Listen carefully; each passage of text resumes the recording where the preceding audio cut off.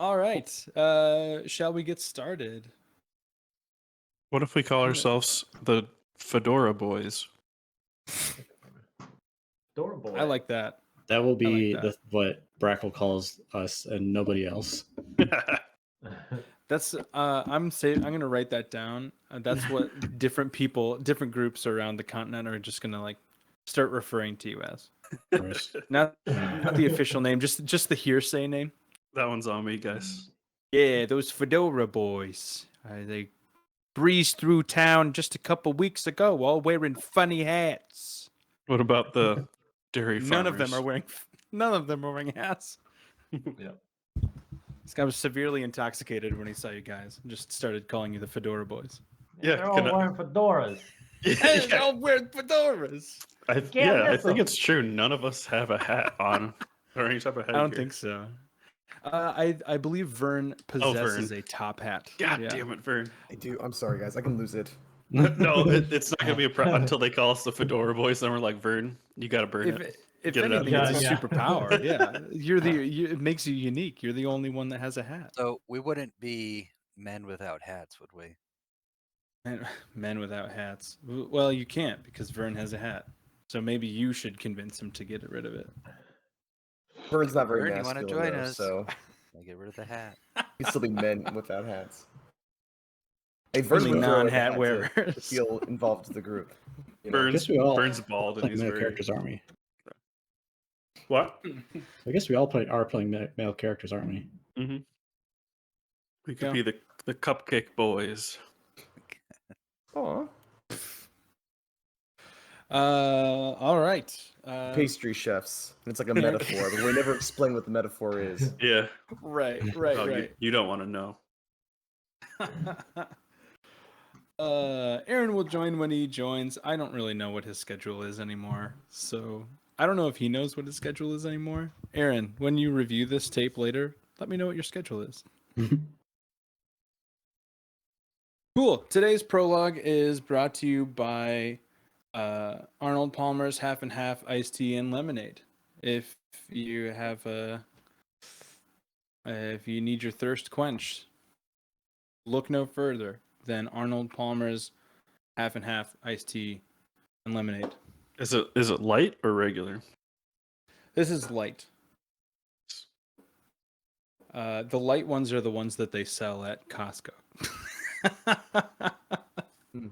In the giant packs. Delicious. All right. This is kind of a longer prologue, but I thought that it was all worth saying. So here we go. Today's prologue begins in a small, humble house. Only a few rooms and meager amenities, but built at the very front of a several-acre plot of land. Surrounding the house is a grouping of similarly conservative homes that make up a very quaint, small village. Outside of the house stands a small smithing stand with an anvil and a small coal forge, as well and a well surrounded by several buckets. The weather is calm, cool, and crisp, likely the start of the autumnal season in this part of Azura. And outside of the house, in a street roughly shaped by packed dirt and lined with stones, is a group of children playing a game of tag. One of them, a boy with a dark complexion, is considerably smaller than the rest. As they play, you can see him getting knocked down, pushed around, and outpaced in nearly every capacity. Yet, he continues to play, fighting an unmatched fight against his own physique. A tall man appears in the doorway of the house and calls out to the boy. "Flynn, buddy, time to come in and eat. You've played enough for the day." The tiny boy yells goodbye at his friends and rushes inside, hugging his father on the way. Years later, you see him now as a young man, working with his father in their yard. You can see his father showing him how to properly shape a blade. And even though he's getting tired very quickly, he perseveres and completes his work by sundown. His mother and father watch him through the window as he practices slashing and thrusting with his new weapon in the front yard, before walking inside, massaging his sore, aching muscles. Through the seasons, he trains day after day after day, but always feels that he falls short of his goals. His father would always comfort him, saying, "Son, there's nothing in this world so difficult, so insurmountable, that you shouldn't fight for it, even if you believe in it. That one thing." As the years progressed, you see him become heavily involved in projects around his village, helping his elderly neighbors seed their gardens, building a proper forge with his father, and working there to produce income, and still training every night with all types of weaponry. By the time he was closing in on 30 years old, he had become a master of combat, and soon committed to protecting the village for life, surpassing the others that were once stronger and faster. Now, years later, you see him return home to his village after years away working for the casters. He seems much older, much more stern, worlds away from the little boy that was playing tag in the street.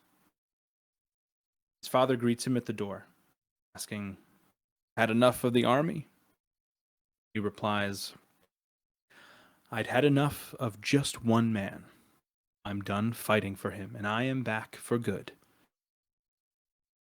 As he's about to follow his father into the house, a fellow neighbor runs out of his farmhouse, shouting, "Please help! He's stolen my cattle!" Asking for the direction the thief went, Flynn readies his axe and runs into the pastures behind the row of houses he had been away from for so long. Searching painstakingly, Flynn rushes towards the sound of cattle mooing a ways ahead, but stops as he reaches one of the cliffs that the village is protected by. He looks around with caution and doesn't see anything. He no longer hears anything. Soon there is a small branch that snaps behind him. He turns around. He barely has enough time to mutter his father's name before being brutally kicked off of the ledge. Standing at the cliff's top and watching Flynn fall, his attacker cracks a half smile. "You don't get to choose when you leave, Flynn."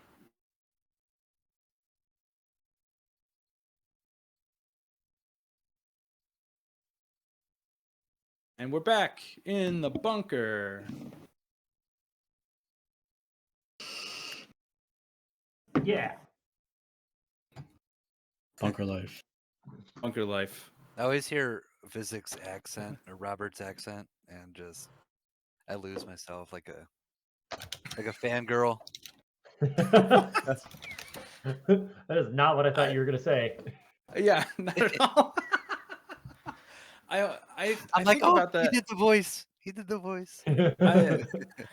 I feel I'm so worried about overusing it because I know that it was only used like for the prologues, the first chapter, but now like that more characters are interacting with him, I'm always worried that I'm just oversaturating the well with Visik's voice. And also I consider that Trent the first time this is not the first time he's heard the voice, so he's Heard just for hearing 2.5 months. yeah. Whenever I speak as Visik, Trent just hears John Wilkes Booth from Assassins. I do, like every other character in this. Like I literally, I've seen like their images that you put up there. I imagine them in like medieval kind of garb, but I just imagine you in your 1800s John Wilkes Booth costume as yourself whenever Visik talks. Yeah. I think he needs to sing more though. Make that a Yeah. kind of character choice. Perfect. Yeah, we'll see about that. But Brad, thank you. I appreciate that my voice as Visik has such a profound impact on your life. Would anybody like to recap? I guess not too terribly much happened last week as far as progression, but quite a bit happened in a very short amount of time, character-wise. Well, I know we started off with Talos coming forth upon the completion of the orb. After Teth asked if we were on the right path, basically, I think. Yeah. pretty In a much. number of words, yeah. To which Talos basically confirmed, yes. And then after Talos went away, the map showed itself again as like a hologram projection out of the orb. What's her face? Names are escaping me. Pasparan? Pasparan then basically said, holy shit, I shit my pants. There's basically a place I want to show you, and a friend that runs this place that would probably like to see you as well. And it was a hideaway of sorts that only the caster generals were allowed in or had ever been in. Then we left there, and then we had a conversation with Cerberus, who basically was very begrudgingly sent there by Daunt. And we decided to offload some NPCs to make it seem And like, Bracklebath. yeah, and Brackle to make it seem like he was actually doing his job. So Brackle, I believe, Solia. Yep, it was Brackle, Solia, Flynn, Wraith. Wraith, and I think that's it, actually. And Cerberus went back. So they all went back to the compound to give a version of the story to Daunt. They'd also said that the castle had been overrun, basically. I don't know if that had ever been resolved in any way or not, but It has not, no. so there's just people running amok inside the compound. So then we went to the outskirts of the city, to a little mound, basically, with a secret entrance. And we went in. We were greeted by Marwell,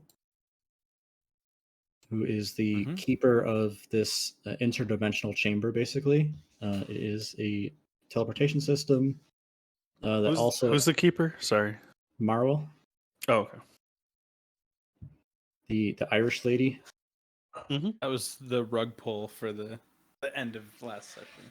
Gotcha. It was not. There was another rug pull. That's true. That's true. Somebody else's toupee came off? Yeah.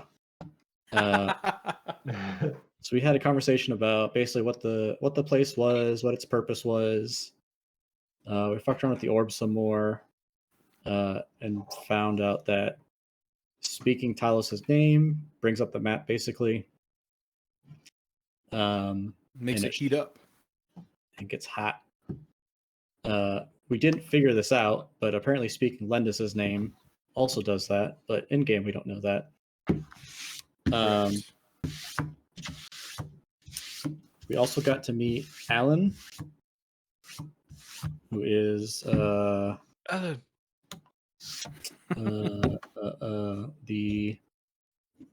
professor of the dark arts, protection against the dark arts. Yep. I don't think really what else.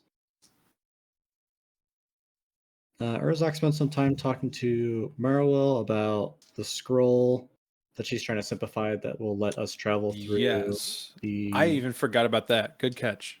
the I forgot mind, about the scroll. mind dimension, which I can never remember the name to. The cerebral realm. Yeah, same thing I said. Mind dimension, yeah. Then we basically decided to set down for the night. And as we were waking up, who else walks in through the cerebral realm but our good friend Gael? Gael, Guy L? and sits down to have a chat with Marwell at the table. He's not dead. No, we saved him, remember? That was one of my favorite moments last week because, like, I could tell it was an important point when that character walked in, and everyone was kind of like, and I just had no idea. I'm like, oh, Oh. yes, The- yeah, the another Ga- the character Gael sto- icon. Ooh. The Gael story is basically Oh, excuse me. we spent most of the first chapter in the cerebral realm with Gael, who is another one of the generals, and he, in a ways, sacrificed himself to get us out.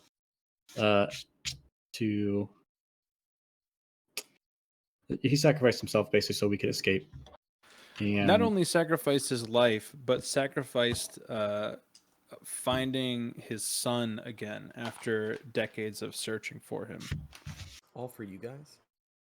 and in a separate one shot of sorts, a I don't know, that group definitely doesn't have a name. No, The- for the- sure the- not. The Navy SEALs Don't of, ask me. of the casters Yeah. Yeah. basically appeared out of nowhere and helped Gael defeat the Draco Lich, The other Dracolich. the real Draco Lich. Because I can't come up with any other villains that are better. You guys, Only you guys, Dracoliches. you guys heard it first. He called Ali a villain, straight from his mouth. He started as a villain. Redemption arc. So as far as the ties were aware, the Gael was dead, basically assumed Yeah. dead. Yeah, this would be a massive shock to anybody that was there.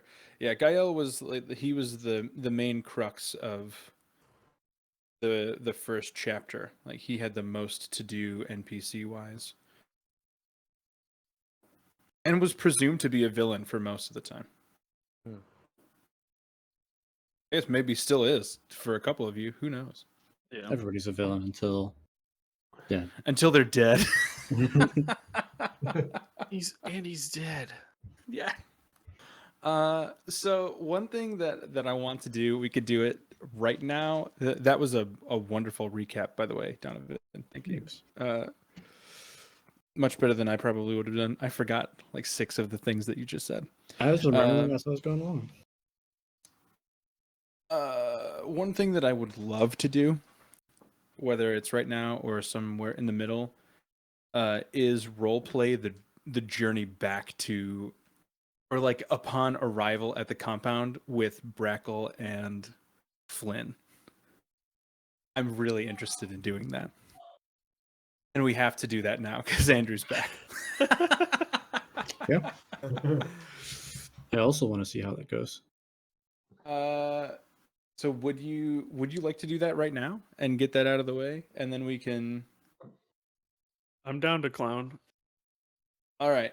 So essentially, what happened, Andrew, last week is the orb was completed during the prologue, and Talos emerged. Everybody went through extreme bodily trauma as Talos descended onto the mortal plane right in front of you.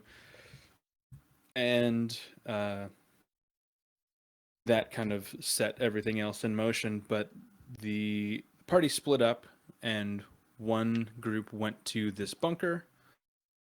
I will put you back into now. And the other group went back to the compound to appease Daunt. Ooh, that's cool. And Brackle went back to the compound with Flynn and a couple other people. And so I would like to pick up at the moment where you all walk back in. So this is Brackle, Flynn, Solia, and Wraith, and Cerberus. I think- just walking. I was gonna say, I think another key point that I missed was that Flynn had said deliberately, like, "Oh, yeah, I'll go back and get Arvantis as well." Yeah. Yes. Okay. Why would you do that? And that's why Brackle went back. Brackle had to help cover his tracks.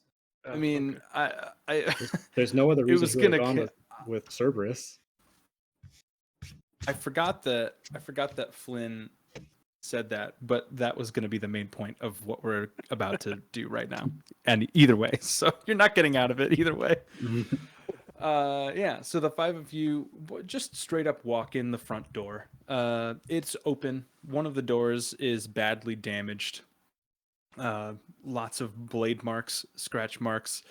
There is an axe that is through the door, and somebody just left it hanging in the door. As you walk into the foyer, as you walk into this main part of the compound where you have been so many times before, several of the torches are out. A lot of the ones that are out are straight up missing from their holders. There are cracks in several of the art pieces, the statues that are kind of interchanged, throughout the year. Some of those statues are missing. There were, I should say, plenty of paintings. So there's a painting of Kyrie, the first Tithe champion, a painting of Visic. Both of those are now missing. They are no longer there hanging on the walls. It has been ransacked. The only thing that Cerberus knew as he was leaving, some of the pillagers were still eating in the mess hall. From what you can hear, there is no sound coming from within there now. So it is likely empty. It is eerily quiet. There is no commotion in the direct vicinity. However, you can hear very softly, kind of up the stairs. You can hear a very quiet weeping, a quiet little crying.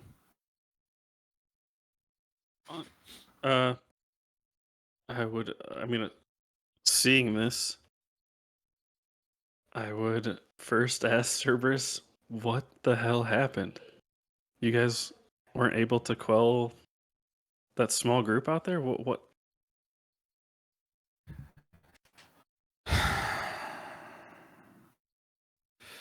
Don thought that it was a good idea to just open the doors and talk to him. And once the other people outside saw that the people in front were getting in, more people came in, and then more people came in, and then more people came in, and then more people came in. And there were like 50 people in here just beating the shit out of everything. So I just left at a point. I just let him deal with it. Where is he now? Who knows? Probably his room. What's Cerberus is what's the super time? apathetic now. The time elapse is only like 2 days, right? Like, Oh, not even. This is nighttime. It was like an hour and a half. okay. All right. Okay. Well, He'll say, well, anyway, I mean, I thought that he would still be down here, just do whatever, I guess. I'm going to bed. And he will just drop his equipment on the ground right there. He doesn't have much on him. Just okay. like a sword and some rope, maybe. Just drop it on Okay. the floor and walk upstairs. Gives no shits anymore. Does not care. All right.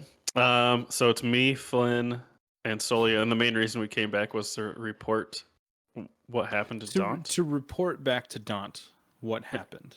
and how much was told to Cerberus.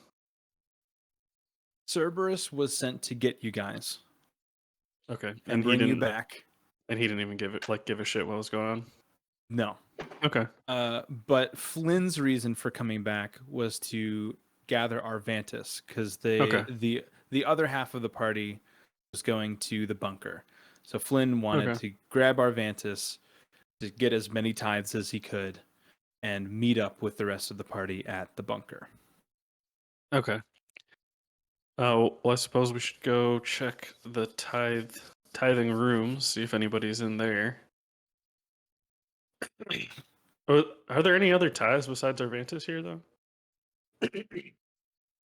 No, okay. The two of you and Flynn. All right. Oh, Fl- also, somebody was supposed to talk to the little gnome boy. Oh, Zethlo. Slow. Z. Yeah.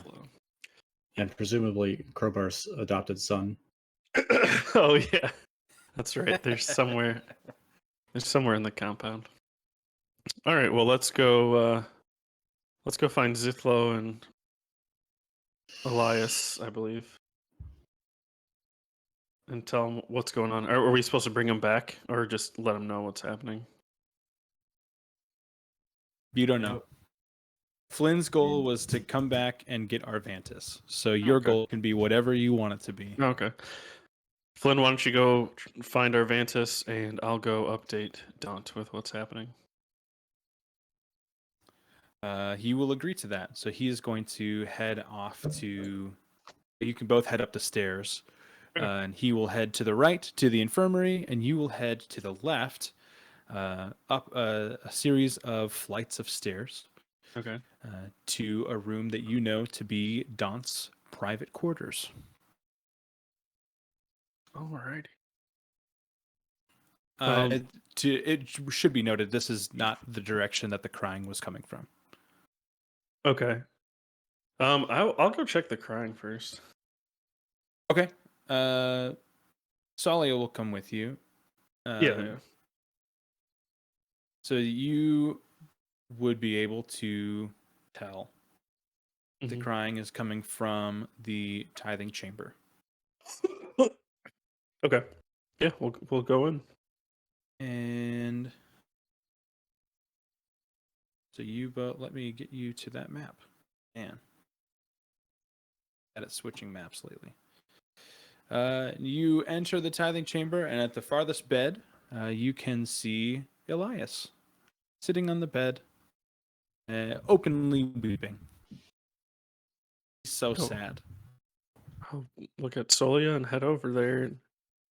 Elias, what's going on? Where's Zinthlo?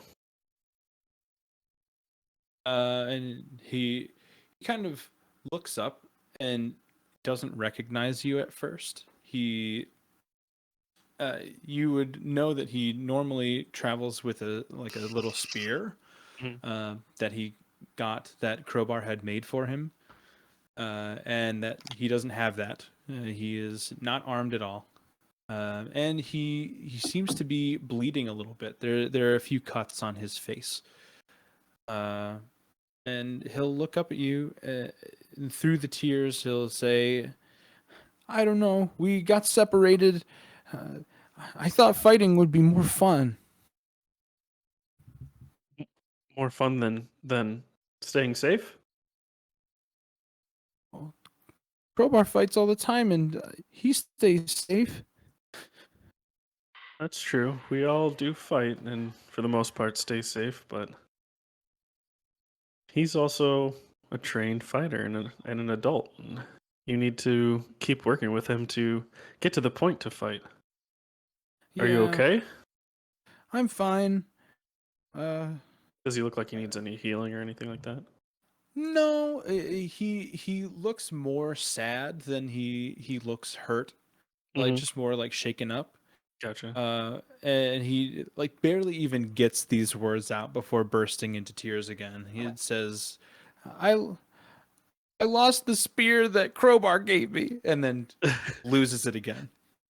Like he's more mad about that than anything else, or more upset about that. Elias, I promise you, although it seems like a big deal now, you being here is way more important than you losing your spear. Crowbar will be Okay. happy you're okay and proud that you were brave. You need me to watch him? Give me the baby. I want to see the baby. I want to see the baby. Could a smash cut the Crowbar like slapping the shit out of Elias?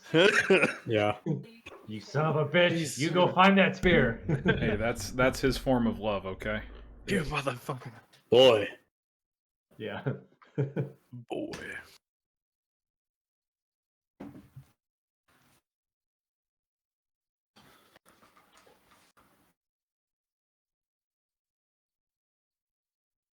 He will say after that, okay, is Crowbar here? He's not here, but I've come to take you back with us. We're in a much safer place. Okay. I don't really have anything with me, so I'll just go with you, okay? Yeah, let's come with me and we'll find you a new spear. Well, that you get a new big spear because you were brave. Oh, okay. Thank you. He's like wiping away like tears and snot and like blood from his face. What was oh, what about Zinthlo? Where is he? He went out to try and convince people to leave. He was outside the front door the last time I saw him. Did we see like bodies and like people dead on the ground? Like what's this? It's No, a carnage scene. Okay. no. I would say that it is a relatively tame scene as far as what you guys would be used to. It was just like a ransacking of the compound. Okay. So no bodies. I would say there are probably some little blood spatters here and there because they were using weapons to try and break down the door. But largely it was just like breaking things and stealing things and taking food and scaring Daunt more than anything else. All right, bud. Let's Solia. Why don't you stay behind and make sure we'll follow behind Elias. We'll give him a good sandwich. And She'll agree, and she'll kind of like take him in her arm. She'll give him a little bit of healing magic. She'll give him some lay on hands, wipe the cut away on his face, and just kind of comfort him, following behind you. Okay. So I'd like to go see Daunt, and just keep an eye out for Zethlo if we see him, and then on the way there, if I'm sure there's some sort of armory or something, grab Elias a spear, or even maybe in my office, I have a few weapons, but grab him either a spear or like a glaive. I would say, yeah, in your office you have plenty of weapons. Okay, so I'll grab a spear for him.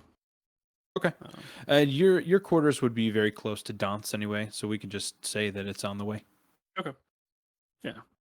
So I go in and grab this, and I don't remember how tall Elias is. He's probably pretty tall even for a kid, but he's about your height or just a little bit shorter. He's still pretty young. So I hand him over the spear and say, "Don't lose this one. One of the most important things about being a soldier and a fighter is to never lose your weapon." You can tell that he really takes that to heart, almost too intensely, and he starts to well up again, like he's in trouble. Like you're telling him, "Don't lose this or else." This is my say, weapon. There are many like it, but this one is mine. There are none like He'll say, "Yeah, yes, sir, Mister Baff. I won't lose it. Thank you."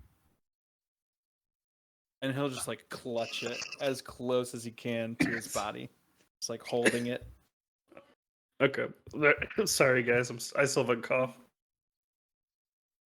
Unacceptable. Oh, God. So yeah, head over to Jesus Christ. Head over to Daunt's. Knocking on his door. Any response? There is a response. It is a wholly incoherent response. Basically just a yell. It's something like I'll go in. Wilhelm scream. Yep, I'll open the door and see what do I see. the door is locked. Daunt. It's Brackle. Open it up.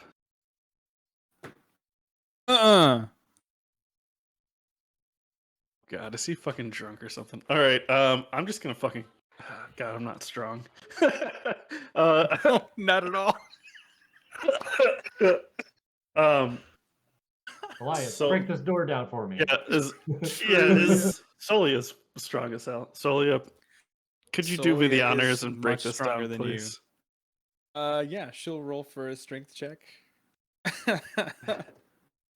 That's that's a Yeah. nat 20. She just Oh my fucks God. this door up. She kicks the shit out of the door right off the hinges. It's not a super fortified door. It's not very heavy or large. Just right off the hinges. I'm just gonna and- look straight at her and be like, you know what? You and Crowbar need to talk. and she'll say, "Which one is Crowbar?" I was gonna say the giant one. He's the giant one that's not a Which- dragon. Or a robot? Yeah, or a robot. And she'll say, "Oh yeah, yeah, I like him." I like pointed at Elias. Is like this one's uncle or dad. I'm not sure what their relationship Yeah. is, but yeah. I got that vibe too. I don't get it. And she'll say that and step over the door and walk into the room, and like dust is settling from where it hit the floor. Just walk through it. Yeah, what do we see walking into this? I was walking into Daunt's quarters. Everything is in disarray. He is not a great leader, but you know that he is organized. He is a very skilled tactician for all of his faults, and largely that is due to him keeping things in order and making sure that everything is in line when he goes into battle. There are papers everywhere. The desk that you know to be very well kept, drawers turned out. Some of the drawers are out of the desk on the ground. There's things everywhere. There's food, like plates of food, strewn about the room. And on his cot, which is normally at this time of night, because he typically is a late sleeper. He's a night person. His bed is typically well made. You see him sitting on the bed, covers off of the bed on the floor in a ball. It is Daunt in just pants with almost finished fifth of some sort of alcohol in his hand, sitting on the bed. And he looks over at Solly at first, and then he looks at you, and he looks back at her, and then he looks at Elias and is kind of squinting at him. And I then walk he up- looks back oh, at go ahead. you. He's like, "Oh, Bath. Hey." I walk up and I slap the bottle out of his hand. And cast Lesser Restoration on him immediately. There you go. Okay, fair enough. And he'll kind of like wake up like you just smacked him. What he's the like- hell is going on? He'll say, Brackle.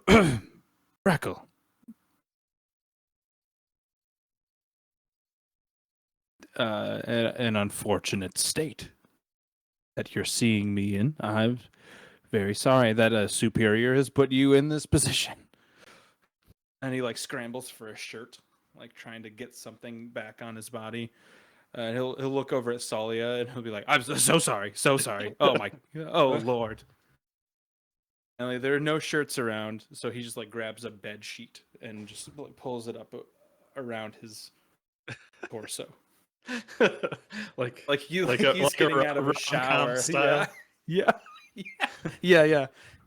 He's the Uh. woman that woke up after sleeping with someone, just like conveniently rolls over with the blanket right there. That's what he does. Um, just kind of being a little bit quieter. Probably they can still hear it, but why did you let this happen? They were citizens. You could have had scouts here in a matter of minutes. Why did you let this happen to the castle? Cerberus, as you know, has already given up on you, basically. He walked in the door and left his stuff in the middle of the Great Chamber. What was it? A sword and a rope? Yeah. I don't know. That was my sword and rope. God damn it. Well, apparently it looks like you weren't using it. We've been gone for 3 hours. What? You said a few hours we've been gone, essentially. Yeah, I would say probably gone more for you. This whole situation lasted like an hour, 20 minutes. Okay. And he just up and left and just got blitzed. Just does not want to deal with it. So you let this invasion happen and were able to get drunk in an hour and a half. I wouldn't call it an invasion. I feel like that is strong language. I would call it a mild pillaging, and I regret that I let it happen. Why did you let it happen? I don't know. What- I what- already said I regretted it. So please leave. Please What leave po- my chambers right now. This is so unlike you. I don't understand. And he will just drop the sheet and kind of sit back on the bed. He'll look up at you. Say, Brackle, I think you and I both know that I probably was the unconventional choice to lead this whole thing. Probably should have been Cerberus or Pasbaran.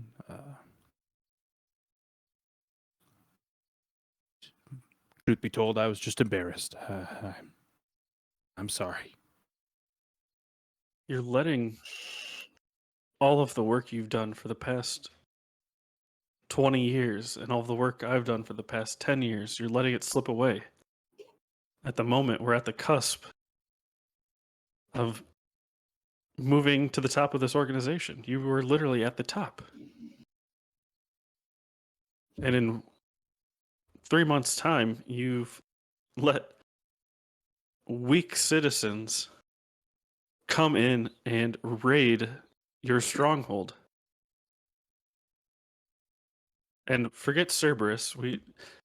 He's never liked you or I. On top of that, you needed to show strength, and you showed weakness in a time of such uncertainty in the compound, in the capital, in the country. I have much respect for you. I have so much respect for you, more than anybody else. At that point, he's going to put his hand up to cut you off. He's going to get up from the bed and grab the bottle that he'll walk over and grab the bottle that you hit out of his hand. And he'll start walking out of his room. And he'll not even turning back. He'll say, "Tomorrow morning I'm resigning, Brackle, giving it over to somebody else. And your friend's going to pay for this door." And he walks out into the hallway, shirtless and dejected. I'll stand there, I would say stunned, because like you said, he's been nothing but an elite, perfect tactician, planning every move, planning everything he says. Walk out the door and say, "You better make sure you drink enough of that to not wake up tomorrow morning." Without saying No, anything, just from behind his back, he'll flip you off, just like walking away, just like this. And I'm assuming he knows what that means. It wasn't a threat or it wasn't anything like that, but Yeah, Yeah, you're on the same page. Yeah. He is just he's done. Yep. So,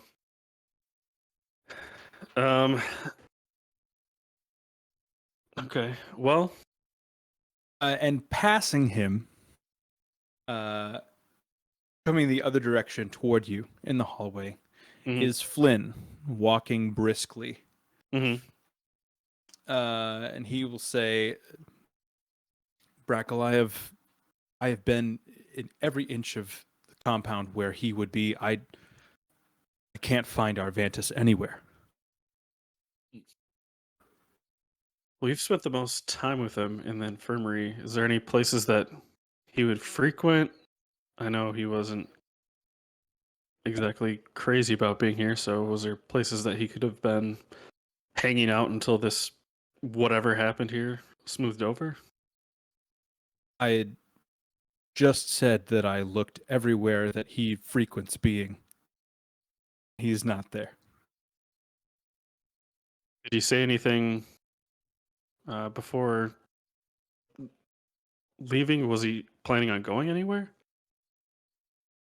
He'll say, no, the last time I talked to him was when he left the infirmary with you. Mm-hmm. Do you know where Arvantis went? He walked towards the Great Hall, towards the large doors. Deception. Yeah, Roll for of course. deception. Of course. Flynn Oh. can't see through you, but I still need you to roll. Come on, baby. Flynn's not as intelligent as you are charming, unfortunately. Billy, do we have the same set of dice? Andrew got me this. Yeah. Looks, Yeah. looks similar. 13 plus deception. 13 plus 15, so 28. Oh. Come in this. Oh, no. When you said 13, I was like, I might have a chance. No. No, 13 was the roll on the die. 18. It was close. He rolled a 23. That's not Oh, bad. wow. Shit.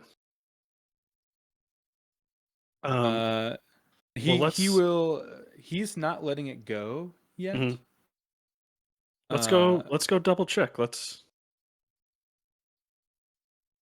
go check outside the doors of the Great Hall. Maybe there's something we could find.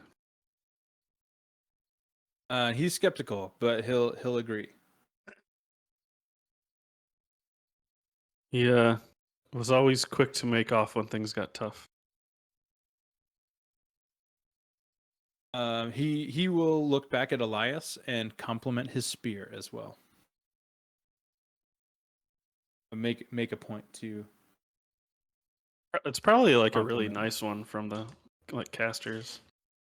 I would Make or say something like that they, especially at your station, they Mhm. wouldn't give you shoddy.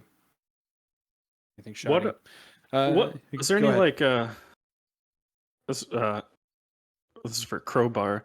Is there any like colors that really represented Crowbar or like any symbols like the bear or anything like that?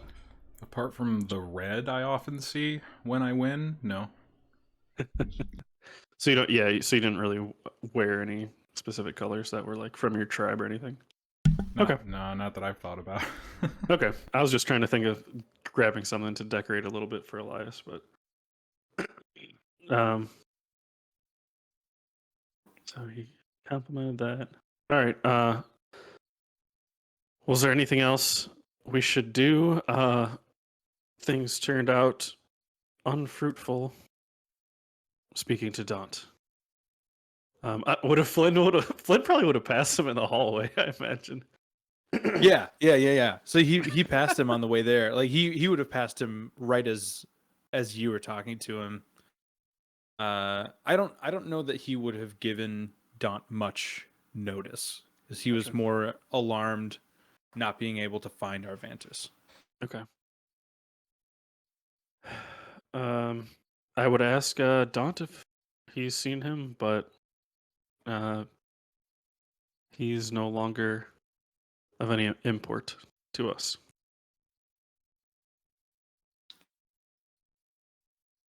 He would normally be confused by that, but he was close enough to not believing you about Arvantis. That he will stay silent. He'll like acknowledge you. He'll say like mm-hmm, and just kind of silently walk behind you down to the Okay. whatever this is called, the foyer, like the grand Foyer. foyer. Um, So once you get down there, it's the four of you. Applejacks.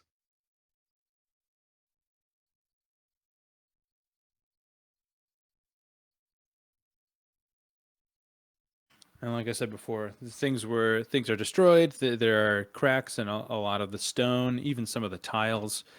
Some of the statues are broken, others are missing, and the half of the door is destroyed. I just kind of look around a little bit, and it's probably best we get back to the group as quickly as possible.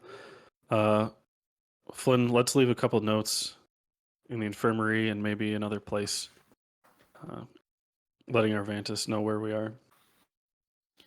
I'll say, yes, I think that's a good idea. They said they were meeting at a new location just outside the city limits. I think So the group was? yes. I think we should Okay. meet them there. All right, so we'll go back maybe to my office, write a couple notes down, put it maybe in his bed where he was staying in the tithe quarters, and someplace in the infirmary, I'm guessing. Okay. And then yeah, let's head out, regroup. Things don't seem very stable here anymore. Not that they ever were. Make a perception check, Brackle.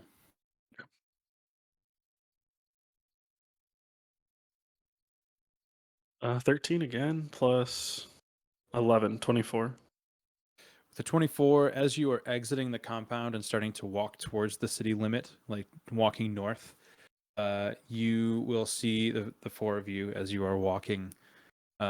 Flynn hang back for a second and whisper something to Solia, and then kind of make his pace back up. So he'll kind of like be between the two of you, and she's in the back with Elias. Okay. All right, back at the bunker.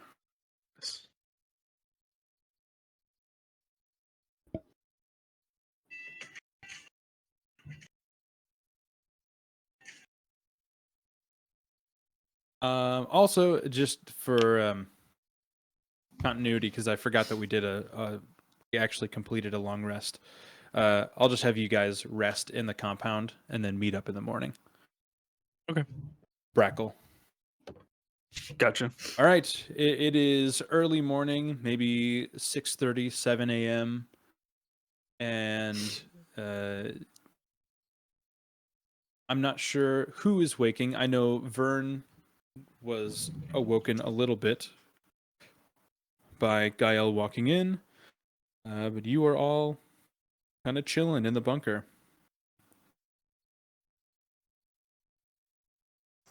I feel like since I wouldn't recognize Gael, I would see someone walking in and then immediately talking to what's her name in charge over there. So I would probably just honestly roll back over and sleep in a little more. Fair. Totally fair. I tip my top hat a little down farther over my eyes. If Herzog heard voices, he would get up, get dressed. I don't know if Herzog sleeps with his armor on, probably.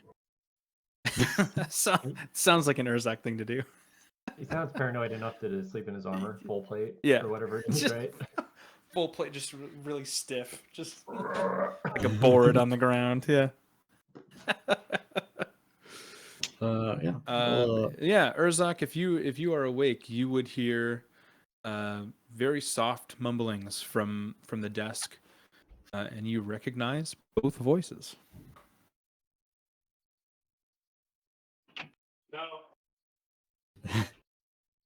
Yeah, I will skeptically come around the corner and feast my eyes upon Gael. As you turn the corner, he looks at you, and maybe for the first time ever, he I don't think he ever actually smiled in your presence when he was in action. You saw him and Cerberus smile at you kind of as a pleasantry that first day that you met them in the compound. But after that, anytime he was actively working, he is always very focused. And in this sense, he gives you a much warmer, much more sincere smile, not the external kind of nicety that you got when you first met him. And he will approach you and he will shake your hand. He will say, "I'm glad that you got out okay, my friend." Razak will shake the hand and say, I didn't know Gael had a brother. He'll say, "Your eyes do not deceive. As an old friend of mine once said, the world works in wondrous and mysterious ways. No brother here, the real thing." Well, I suppose you always were. It's a nice way to say slippery. I'll You're- take that as a compliment. You were always very dexterous. It's a much kinder way to say that. There is a group of warriors that helped me escape that I'm sure you'll want to meet eventually. They were quite nice. Well, the others may be waking soon, but it is good to see you in good health. Likewise. He'll kind of once over and give you a once over. He'll say, different, feel different. Oh, so Can't you put should know my better finger than on it. anybody. You should know better than anybody that old men don't change. That's true. Though I've seen several old men change countless times, far more than they should. Well, please let's take a seat. Certainly. I thought he was going to make a locker room joke. Not today. Well, what news do you have? It's been months. I've been charting across the continent, looking into disturbances here and there, that many more than there were even a few months ago when we met. The cloudbursts that we had seen in the compound seem to have extended out into the other regions of the continent. Something that, in any other circumstance, I would ask your help with. It seems the way things are looking and talking tomorrow, Will, you've got your hands full already. Well, I can't say for sure that our causes are not aligned. Herzog's gonna. Is there like a I don't know, like a empty mug or a spoon or something on the table I could throw? Yeah. I'm just gonna Yeah, pick up an yeah. object and like see Vern like pretending like he's asleep and just like chuck something at him. Yeah, make a make a ranged attack roll. Roll for attack.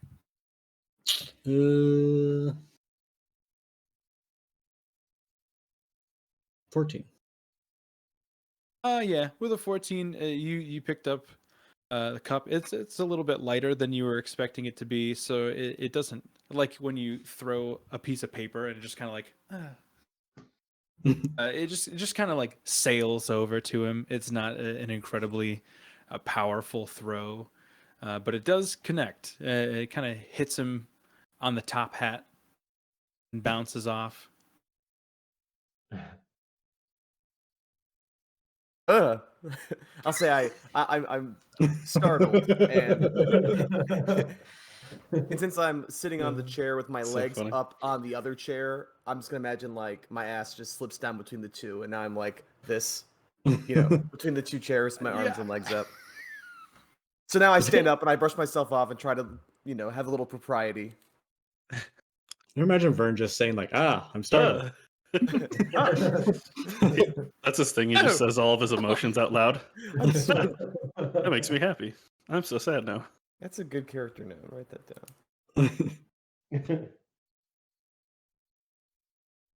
down. I will say,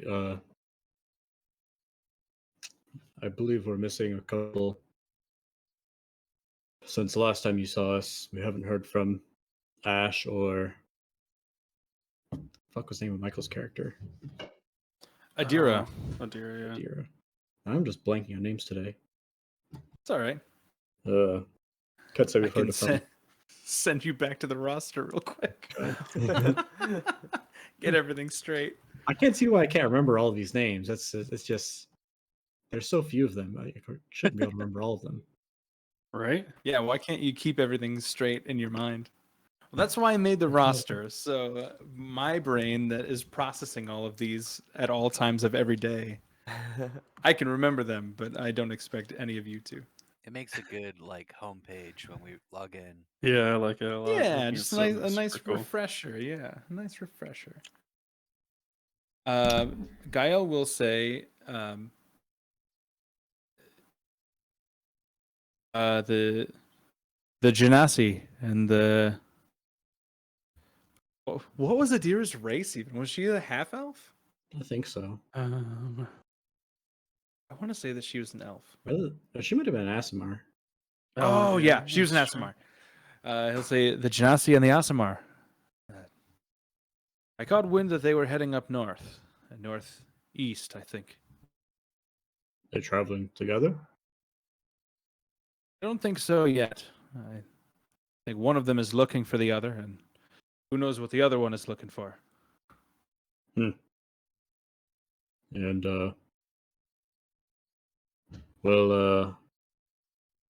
Brackle and Arvantis are up at the compound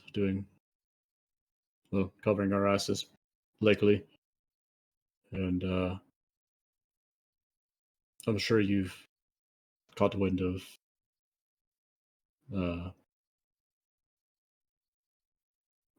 fuck. Fun? Name. These fucking names. Shaw. I'm sure you've gotten wind of Shaw's disappearance as well. I have. I unfortunately could not make that a priority, but I have a friend of mine looking into that.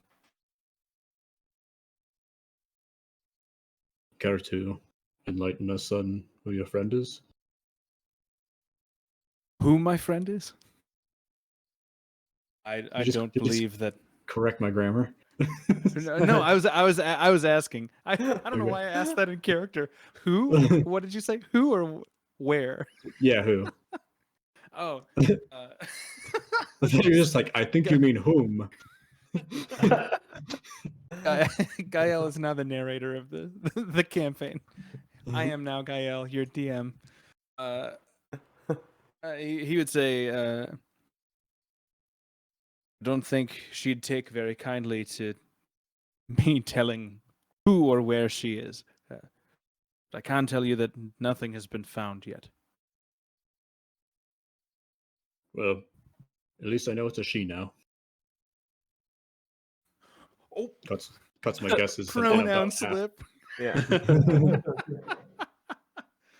8% of the characters of this campaign. This is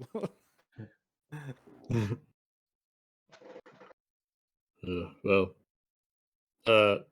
this is by the way, one of our newest colleagues. This is Vern Wallaby. Pleasure to meet you. sure it's Vern, mine. this is Gaia. Yeah, he'll extend his hand and introduce himself. And he'll say, "You journey in that outfit." Well, I think it's important to always look our best.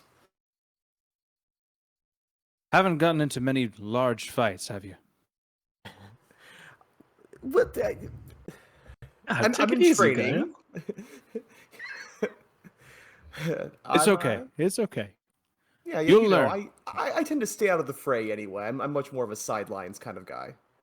Does Vern's clothes? Do his clothes have any like noticeable like tears and tatters from the last day? No, I was mending through the night a little bit. Like Okay. I'm good with I'm good with making all sorts of things. So like tinkering, sewing, and like arts and crafts, like small, like popsicle stick sculptures and stuff.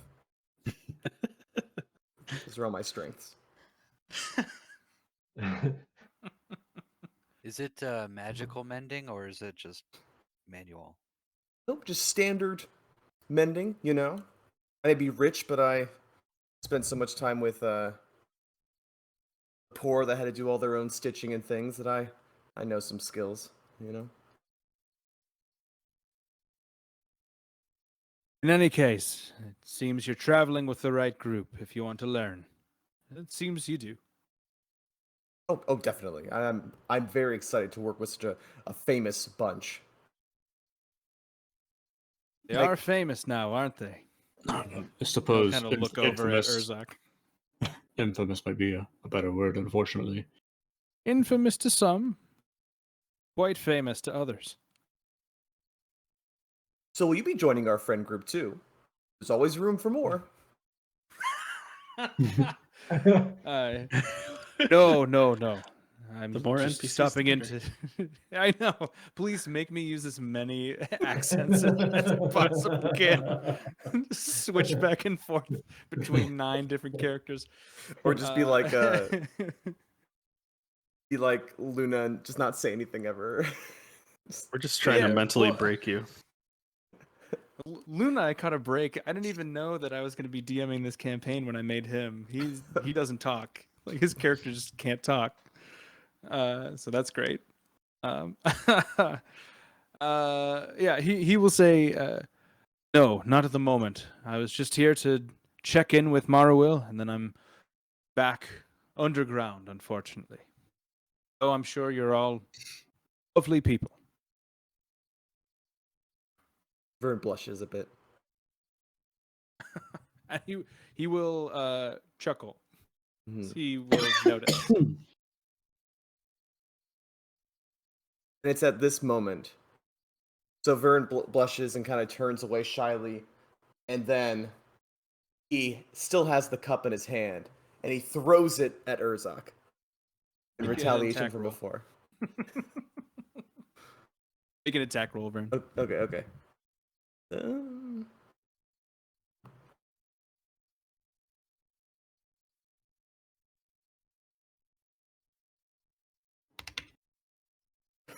8.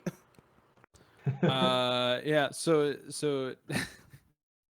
it's kind of crumpled now that you're just not used to handling these objects and using them as weapons, and it just kind of falls. You throw it, and it truly is like throwing a piece of paper. You as much of your might as you use, it just whiffs in the air and falls down almost vertical down to the ground. I just say, excuse me, and I pick it up as if I accidentally dropped it. It wasn't, there was no attack there or anything. And I politely go and walk into a trash can and drop it. in the pail next to the desk. Such good in Uh, character. Like, oh, sorry. Gael will slow clap for you. Nice. Urzak will wait for you to sit back down and just say, I'll give you the John Cena. Are you sure about that?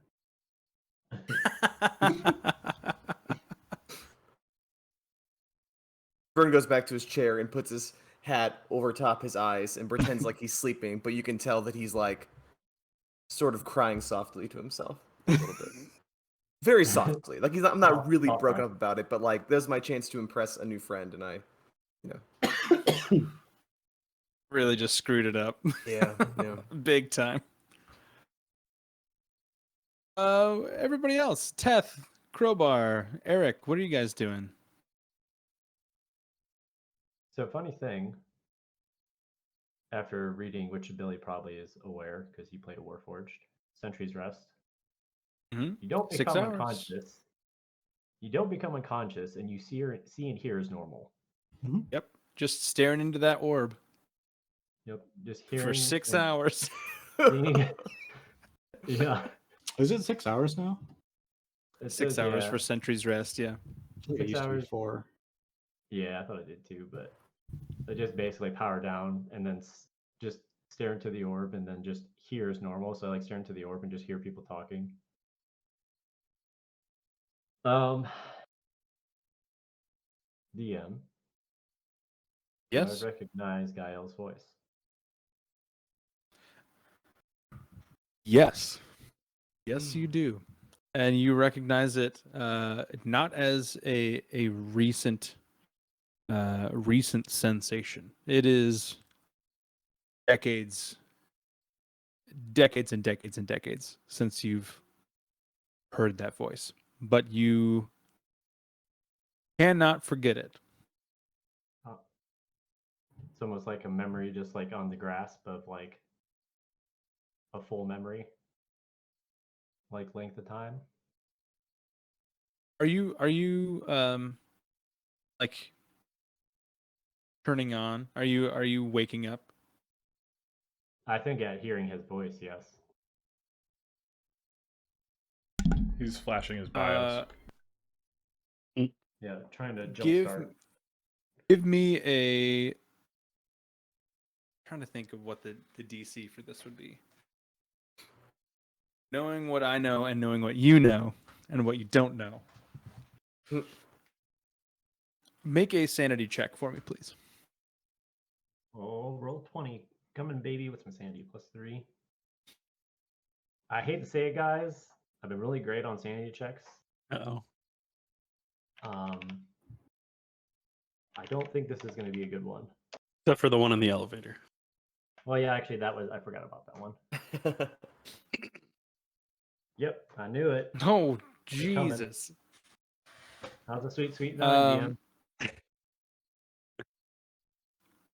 So upon exiting Sentry's Rest with a 9 sanity check, you hear Gael's voice, and just like in the elevator, K6 appears in front of you. And this time, it's almost like a projection. You've been looking into the orb all night, and your wires are getting crossed.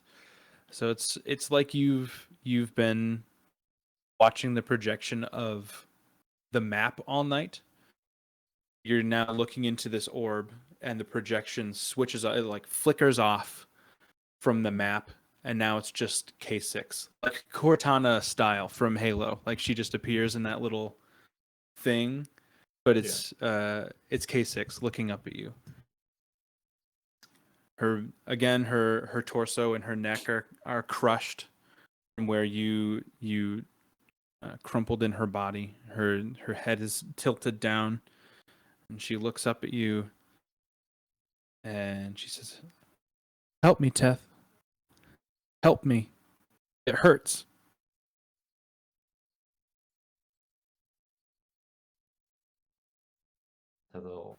He'll pause for a second and shake his head and look down at the orb.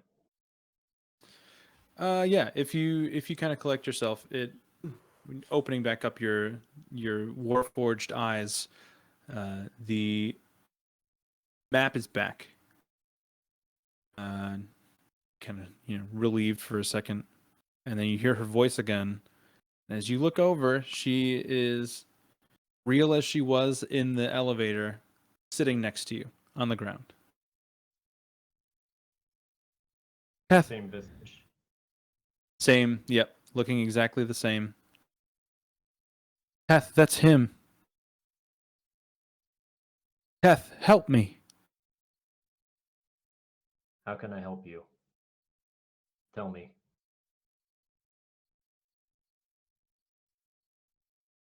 You didn't do this to me, Teth. He did. The voice? You did? He's the one. He made you do this to me, Teth. Help me. It hurts. Teth is going to start quickly moving towards the center chamber with the orb in hand. Okay.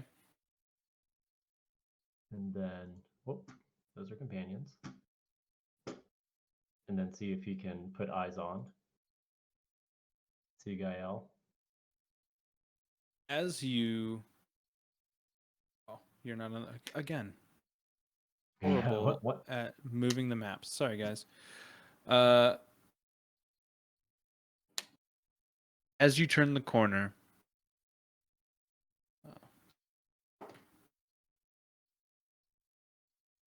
As you turn the corner, Gael will turn naturally. And this all happens very fast. Urzak, Vern, and Morrowill would see the chair that Gael was sitting in. He knocks it back maybe 8 feet, 10 feet. Pushes it back as he is brandishing his 2 scimitars. And he is, as a reaction only, ready to fight you, Teth. And he'll say, "Mara will get behind me." And he will take a step forward towards you. Urzak's gonna position himself between the two. It's like, whoa, easy, easy. Teth, that's him. Help me, Teth. Is Kasich still sitting and speaking? She is following you. She's right beside you.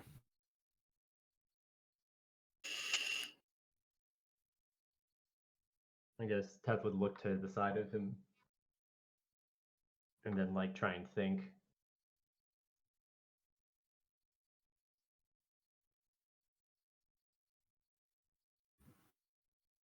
And Gael will notice you stalling, and he's going to walk up next to Urzak. And his hands are going to start glowing.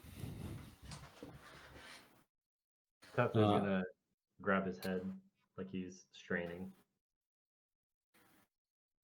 Urzak's gonna Teth, put his what are you hand waiting on- for? That's him.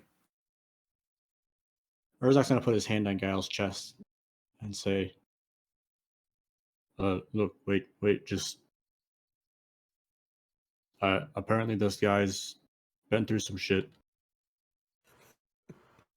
Done some shit in the past. He's different now. And Ask the Birdman. As Birdman. roll an athletics check, Urzak.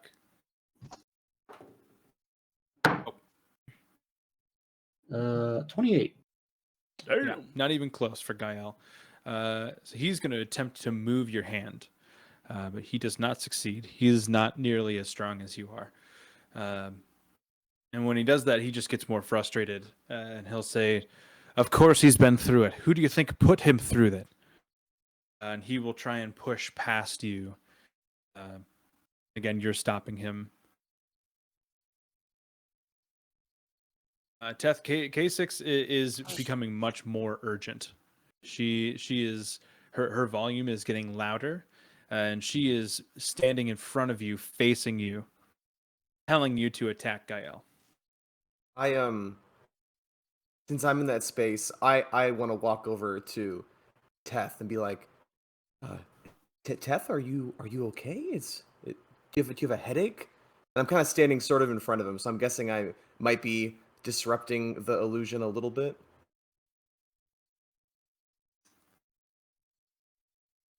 Teth, make a charisma saving throw. Yeah, sure.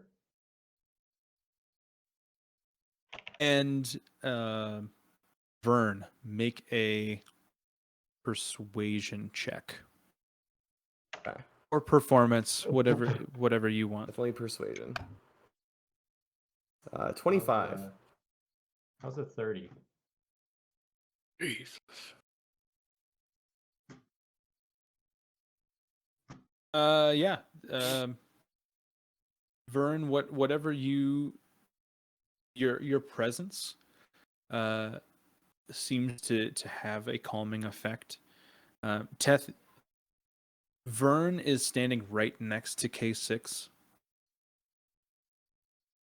And now that you see the two of them side by side, it seems that Vern feels more tangible to you. It's very slight. If you were just glancing in passing, you probably wouldn't be able to make the distinction. But standing here, holding your head, looking for a reason to act one way or another, Vern seems to be the more real entity in this moment. Almost kind of like a grounding effect. Yeah. Teth, please help me. Teth. 6. I was the one who killed you, not Gael. I'll never forget that. She will During stop that talking. poignant moment, and- though, I want Vern to go, no, my name's Vern, Teth. Vern.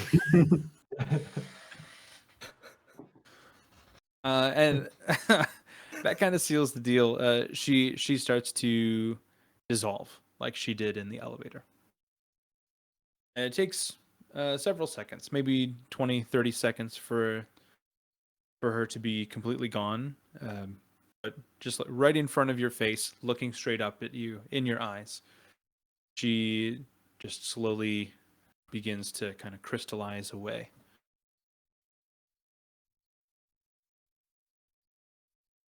Teth, are you okay? Vern, punch me. Vern, very, very gently, just does a little slap on the face. Okay. He's not gonna punch a giant scary war machine. As close as he feels to these people now, it's no. Did it feel real? His wet slap? It would feel very real. Yes. And you feel how sweaty and nervous my palm is too as I hit your face. So it's like a very sickening sort of little slap against the metal. So Oh, clammy. man. Yeah. That was a miracle charisma save, Teth. I thought for sure you were about to attack Urzak with how low your. Well, I thought, so man, my guess we're not getting to the charisma- shops today. Yeah. Charisma save is plus 15. Yeah. Yeah. My sanity just sucks. 'cause I'm just Paladins. PTSD fucking Yeah. robot. Mhm. Thank you, Vern. Sorry about that. And Ted's gonna shake his head a little bit and sorry about that, everybody. I was hallucinating again. Teth, you failed 2 sanity saves within a couple hours. I'm gonna have you drop your sanity bonus to +2. Okay. I like it. I'm gonna turn to Gael and just say, I've never known you to resort to violence so quickly. Surely this is something we can have a conversation about as men. I'm sure there's much more than I'm aware of, but surely we're above this.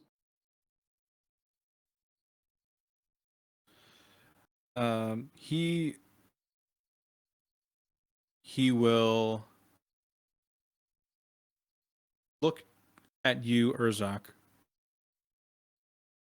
He'll see that he'll sense that you're telling the truth. He'll look back at Teth. And he will say, he'll put his swords away. He'll say, Warforged, the goodwill of your friends alone, I will take my leave. He will go and he will pick up the chair that he threw back, put it back at the desk, kind of give a motion to Morrowill, like, thank you for your brief hospitality. And he will walk back to this plate, and you'll see him sprinkle a little bit of black powder around the rim of the plate, put his hand down on the ground, and a small portal opens up underneath him, and he'll just sink down into the portal.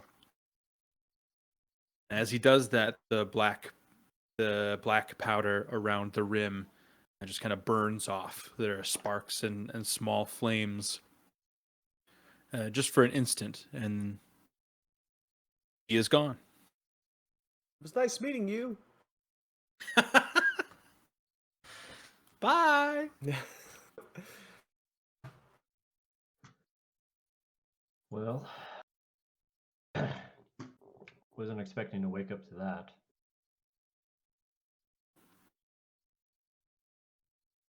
Yeah, I don't suppose you want to talk about it any more than Gael did. Oh, I have a feeling that I've done a lot more healing than Gael has based on his interaction. Probably not, because I tried to kill him.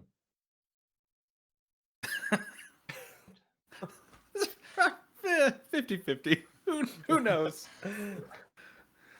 We're all mentally unstable here.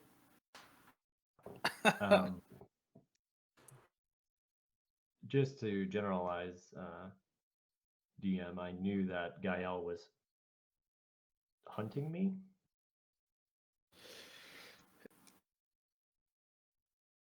In Teth's state now, hearing the voice and then seeing him would make you react.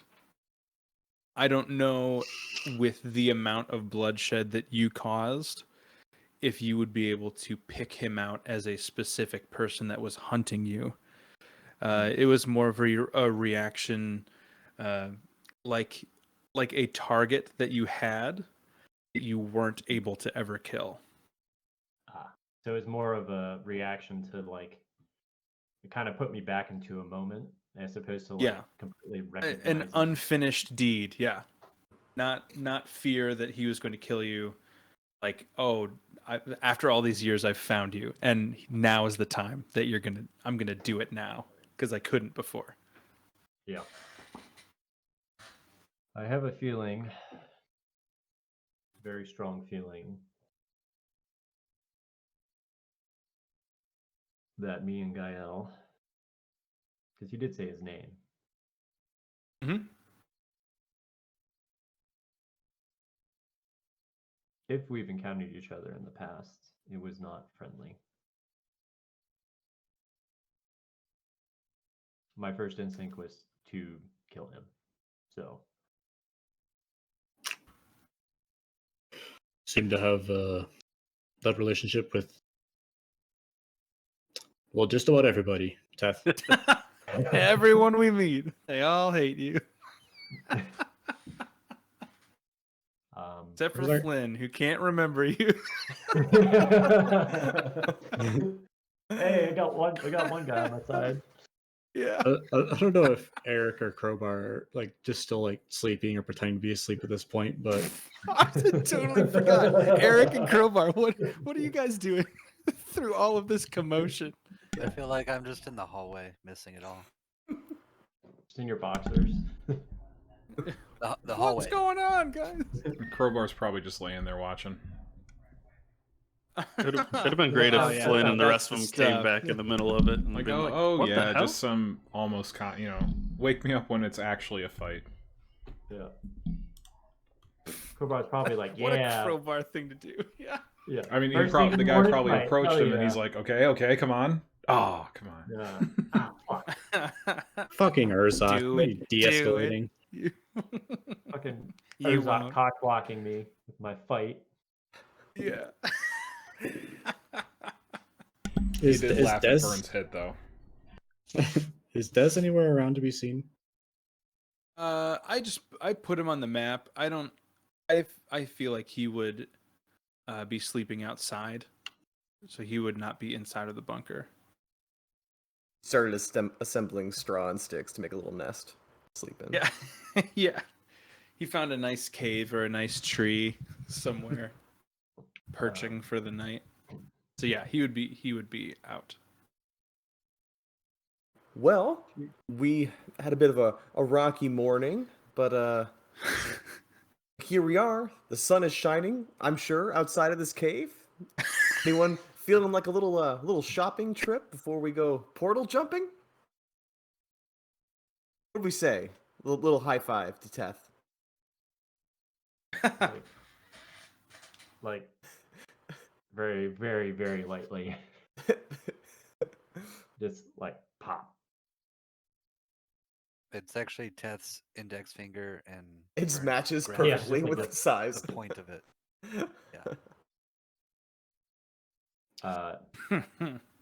Like you said, Urzak, nobody likes me. And it's probably because I find myself surrounded by people who are affiliated with the casters. Well, you're in good company then. Yeah. Looks around for Brackle. fucking casters. Asshole. Well, yeah, I could use some tea. Marwell, are you okay if we ship out? She'll say, "Of course, whatever you need." Sorry for the conflict. It's okay. It happens. I'm surprised that Gael reacted that way, but I'm glad that it was resolved. Is there anything we can get for you while we're out, Marwell? Oh no, I'm all set. I have everything I need right here. You know what? Any good breakfast places in town? I feel like we're all together, as friends. It'd be a nice, a meal to solidify this union. Of course. There's a small tavern over in the retail district. It's right next to the blacksmith. You can find it. It's called Selma's. Ooh, Selma's.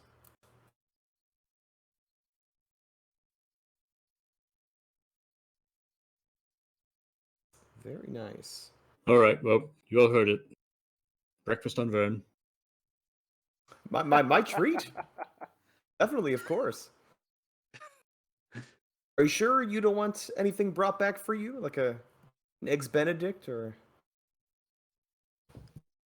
She'll give you a big warm smile and she'll say, "How did you know that eggs Benedict is my favorite breakfast?"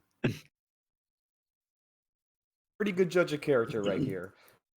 And I take out my little book where I write all my important notes on inventions, and I put her favorite breakfast is eggs Benedict. Aren't you just the sweetest? And she'll come over and give you a hug. She'll give you Aww. a hug.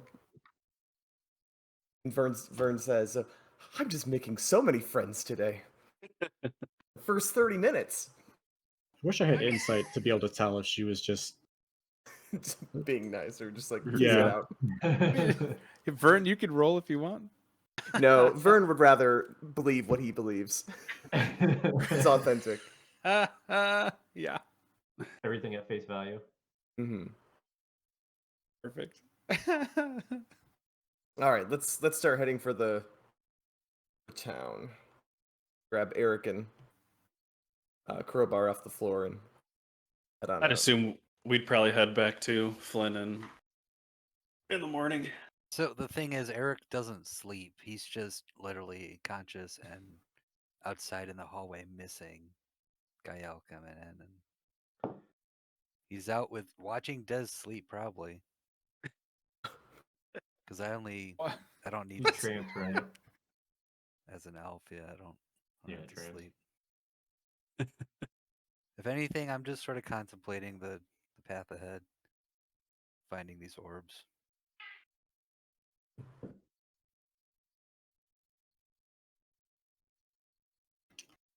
to Celia's, Selma's. Selma's. I got a nice So Sunday yeah, brunch. so you exit the bunker, and you are walking back towards the town, and you end up running into Brackle and Flynn and Solia, and who else was there? Elias. Boy. Right. Immediately, Elias will get the biggest smile on his face, and he will hold up his spear, his brand new spear that he got from Brackle, and he will run and give you the biggest hug, Crowbar. I'll say, Crowbar, I'm so happy you're safe. I lost the spear you gave me. I'm really sorry. Brackle gave me this new cool one. He'll kind of like awkwardly just hug him a little bit and tell him to kind of like he's excited, but turn it down a little bit. try to keep it under control. What happened to your spear? There were so many people, Crowbar, and some guy took it, and I tried to fight back, and he hit me in the face, and I couldn't reach it. He was so fast, and he took it from me. I'm so sorry. Crowbar will kind of like kneel down next to him, like kind of put his hand on his shoulder a little bit. He's kind of phasing out a bit. He's not normally. He doesn't normally feel like he needs to show any sort of compassion, so his brain's kind of like fizzing right now. Yeah. But once he kind of snaps back to it, he'll just say, "It doesn't matter that you lost the spear. Did you stand your ground?" Tried. He hit me really hard, but I didn't fall down. Look at it this way. Every time you lose your weapon, it's just another chance you get to practice fighting with your bare hands. As long as you stand your ground, I'm Yes. happy. That's true. Plus, you get better at making your own spears. Was I supposed to make one? He just No. gave this one to me, so okay. I'll make the next one. I promise. But I won't lose. Okay. I won't lose this one. But should I make another one right now? How do you make a spear, Crowbar? We'll work on it. Okay. Awesome. Cool. Urzak Thanks. will approach Flynn and say, "Where's the jackass?" He will say he wasn't anywhere in the compound. searched all of his normal places. I could not find him anywhere. Hmm. I Did you think check it may be likely that he fled. Did you check the whorehouses? I try not to tread within the whorehouses. Hmm. Now canonized the whole strip of whorehouses in the capital city. Nobody goes there. It's canonical now. That's a place that exists. We should have checked there. Try to tell him. Maybe we'll stumble into the wrong Selma's. Selma's whorehouse. Selma's at night. Yeah. After hours. Yeah, we know Flynn's run off before, but interesting that he wasn't there. Flynn will say, "It is very odd. Normally, he and I have a system checking in on patients at the infirmary. He's not very reliable, but he seemed to care for them genuinely. It's odd that he would just abandon the people there." Especially in a time of such turmoil. Well, we will continue looking. We'll find him eventually, I'm sure. I mean, if you, I don't know how badly you need to locate this person. It's not very accurate, but I think I could prepare something to locate him, but I honestly have to, I would have to commune Talos a little bit more. It's not something I generally prepare, so just an option. Yeah. I know we have pressing matters, so How long would it take you to prepare the spell? let me look.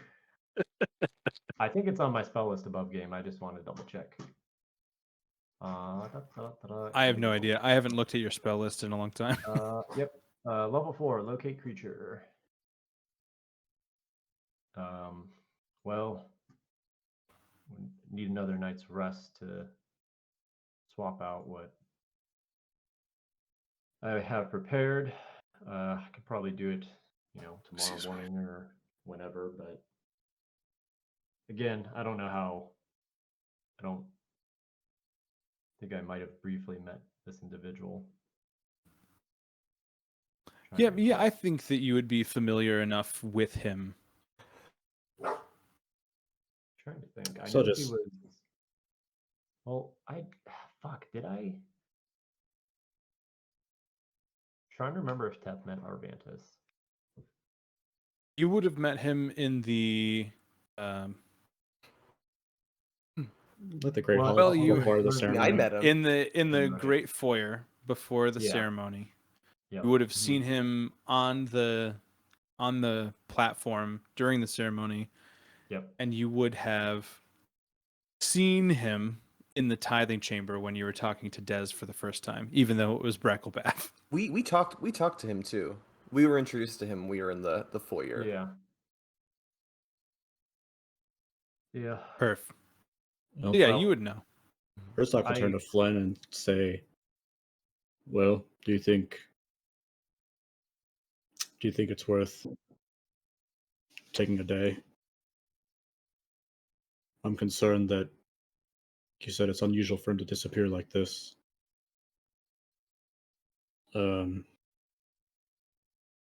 Maybe somebody got to him."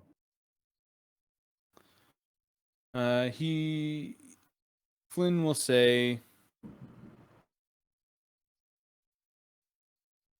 think we give it just a little more time. He has walked off in the past, just not for a while. Just not into a boiler. he'll say I will check back the next day, and if he is not back, then we can begin to search for him. Well, you know what I want to locate right now? Some fluffy pancakes. Who's with me? Vern, I don't eat Vern. We'll You can have- describe it with great imagery for you, so you know what it's like. You could have my share. Oh. Yes, buds, look at us. Test share of pancakes would 100% be like 40 flapjacks though. Vern's got this. He can eat 40 Yeah. flapjacks. Got it. Have you guys, complete sidebar, have you guys seen the video of the guy who lost the fantasy football bet and the loser had to sit in a Waffle House for 24 hours, but for every pancake he had, it shaved an hour off? Oh god. Yeah. Ooh. This dude got like, he had After, he yeah, got after like 4 3 pancakes or in. 4, he was like, I'm miserable. I can't keep going.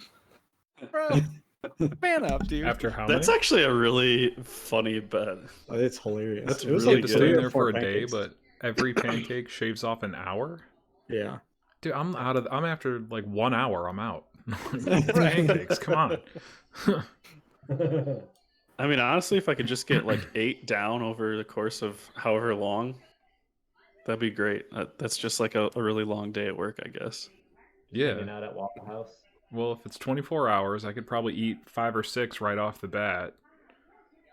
Wait a few Yeah, and you hours, just shave a few chill more out, pancakes off. Yeah. I'm there for 8 or 9 hours. I've eaten 15 pancakes. Just Yeah, ask no the problem. waiters to make him small pancakes, and then he could eat. Yeah, The little Yeah. dollar. Yeah, No. little silver dollar pancakes. that's. I should get that if I win. Like that's not even a last place reward. You get to eat as many pancakes at the Waffle House over 24 Yeah. hours as you want. Yeah. I think that's fair. This is making me really hungry for pancakes. Yeah, I know. Anyway, to Selma's. To Selma's. Let's all meet up at Waffle House. Billy, start driving. Be there in 4 hours. Yeah, so you journey back into town and you kind of retrace your steps back towards the city center cathedral, and you start to approach that same strip that you saw on your way to the bunker the night before, and now there are people everywhere. This is for the people that were tithed. This is a completely different side of this city that you, other than Brackle, and maybe Eric, just because he has studied at his university. This is a side of the city that some of you didn't know existed at all. So it's very populated. There are bright colors. There is music playing pretty much any corner that you go around. There are street performers. It is such a lively and just upbeat attitude, much different than the feeling within the compound. It's the stark opposite. You kind of journey up this avenue here, and on the right hand side you see the smith that the forge that you passed the night before, and a couple shops down from there is the now opened. This is a pop-up cart, pop-up stand, the Blind Button, with a kind older looking gentleman with a large brimmed hat standing outside. And almost across the street from that, almost directly, is a small tavern with an old kind of red, an old withered red sign that says Selma's. And I don't have a picture of Selma's because I didn't know that you were going there today. We have to eat. Selma's? Yeah, Who you told can you eat. about Selma's? Kick open the door. Mhm. It's paraded. Right off the hinges. Solia, 2 for 2. No, it's you enter the tavern. At this point, we'll say it's like 7:30, 7:45, 8 o'clock, and they have just opened the doors. So there really is nobody else in there. They're just a tavern, not an inn, so they don't have any beds or bedrooms available to rent or stay in. But you are greeted by this kind-looking older gentleman by the name of Horace. Oh, Eric has a fun fact before we open the doorway. Okay. I don't know if you want to approve this or whatever, but Maybe.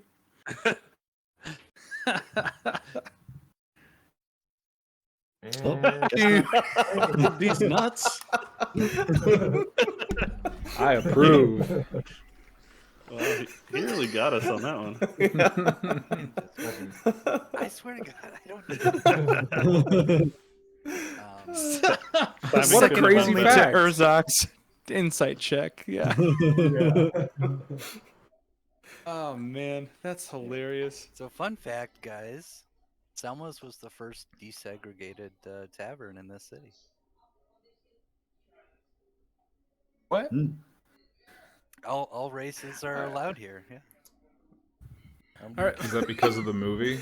What? Or Yeah, the because historical Selma. event Oh, not the historical event Oh. first, Aaron. Not that had a movie made about it recently? right 10 years ago at this point, but yeah. I can assure you that the name and the skin color of its owner are it's completely coincidental, I swear. Yikes. Vern Alright, so comments. this is not Vern comments. approved. I Alright. love this. I love that you're running your own establishment It's here. not canon. I didn't know L Yeah, was in not this canon, game. Can it? No, Yeah, that's an L fact. that's That's like an L trying to overcorrect fact. Yeah. Actually, did you guys know? Dwarves don't hold any world records for physical feats. I have dwarf friends. My best friend is a dwarf. Oryx. Listen, listen. I have plenty of dwarf friends, and they're okay with me saying that word. Okay. They all die in combat, though. I mean, I can't help but can't survive them. Yeah. Come on. Come on. Come on now. A side note: this guy looks like how I kind of imagine Saul. Oh But, yeah. Wow. Yeah. And he's got like the long dreads, Saul? the grayness. Oh man, Saul. What a Is cool anyone character. watching? Anyone watching House All of of the those Dragon? characters were good. Yes. No. I have not. Yeah, he looks like. Do you need He to looks watch like a- Game of Thrones to A get it? Valerian. Yeah. No, The second it helps. family after Targaryen. You don't have to watch the original show, but it helps a little. It takes place a long time before, so none of the characters are actually alive. You don't have like 300-year-old Right. characters like this campaign, but Right. there's like still some of the same houses and names, Yeah. I guess. It's more of like some moments could be considered sort of fan service, like not really deliberate, but just like, oh, I know, this setting becomes significant in Game of Thrones in a few hundred years. Gotcha. But honestly, I kind of like House of the Dragon more because the story feels a lot more contained with like a single family, and it's not throwing us to all different corners all the time. So it'd be a great one to pick up. Well, it is Give it a about the watch. Targaryens, so you're really putting the emphasis on the single family contained. Like those dynamics. Like instead of they all don't family spread out dynamics. a lot. No, pretty much one bloodline. Yeah. All right, here we are in Selma's Tavern, and Horace greets you. He's wiping down one end of the bar, kind of filling some water pitchers and getting things kind of established for the tables before people start rushing in. He kind of looks up and he smiles at all of you, and he'll say, Hello, welcome to Selma's. Usually don't have people in right at 8 o'clock. Good morning. Well, as you can plainly see, we are adventurers. Always getting an early start. That's how we handle all of our adventures.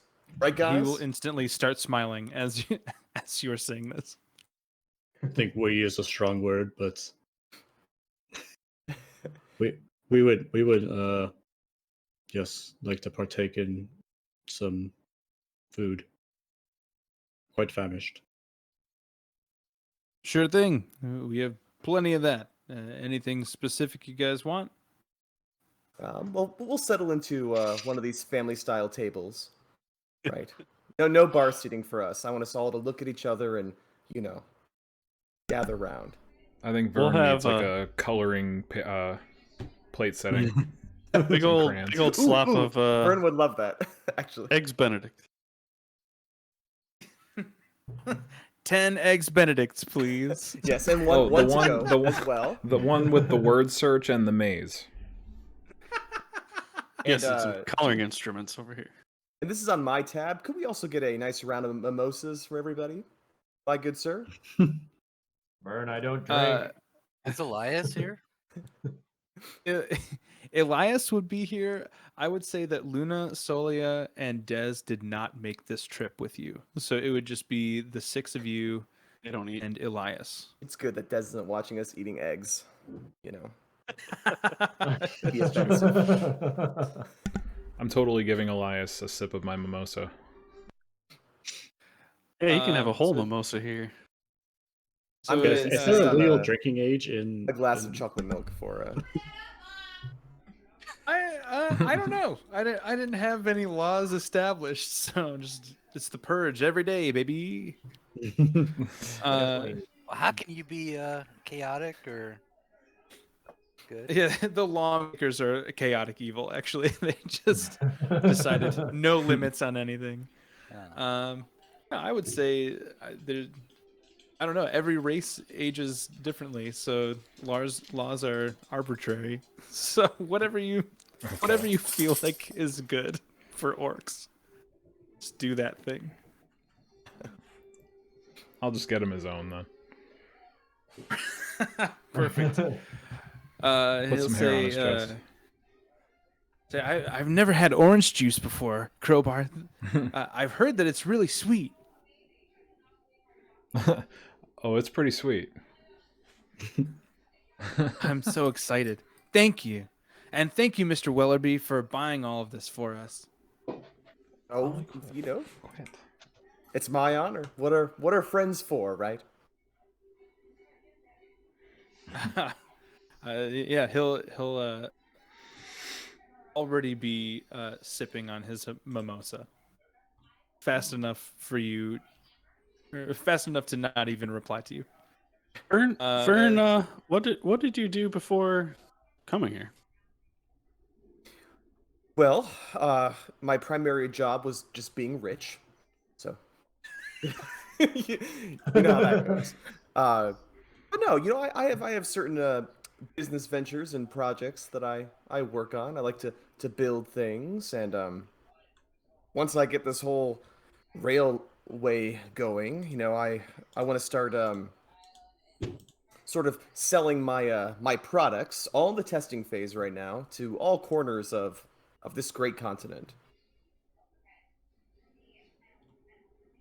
Well, I'll tell you, uh, you've met the person who's one of the best at helping you get away with creating your rail is Pasparan. She's ahead of the transportation sector. Oh, that is So stay on her good side. yes, definitely, definitely. Vern, I have a Uh, question. Yes. We were talking about power output previously when we were talking about the shards. Mm-hmm. Coils, if I do recall. Yes. Just 7 million coils. Do you know how many coils of power that very powerful practitioners of magic or mages, wizards can produce over a long period of time. If they were to tether their energy, you know? Do I know? That would be well, some of the strongest wizards. I would say you're pushing like up to 10,000 coils. So if there was what, 10 or 20 of them, still would be very, very, very, Would very be short. I do some math. 100,000 coils. 10 times 10,000. So definitely much less than a shard of, well, Oh, certainly. The human body is not, magic or not, uh, sorcery blood or not, it can't contain the equivalent of hundreds of thousands of coils like those shards. Needs a conduit of sort. Hmm. Teth looks at the orb and then just asks for a piece of paper from Vern, and then he'll start drawing. Just eats the orb. Like an apple. Above game, the how close the three of you just got to the main point of what Visick is doing is wild. Wild. We More are to come in 2 months when we get there. But intellectual powerhouse. holy shit, okay. All right. We just need Well, to I stay in want this to eat bunker all of and yours. bang this out. So, Do you Teth, know if we what shove an this up your butt, insatiable hunger is like? A hunger that can never be satisfied. cross the Satisfied conduit. an orb on the Presidium. Gotta catch 'em all. Presidium. This is more Or- Dragon Ball Z. Is that why there was somebody named Ash? Ash Ketchum. That's her We- last name. We had to catch all Hey. of the Presidium orbs.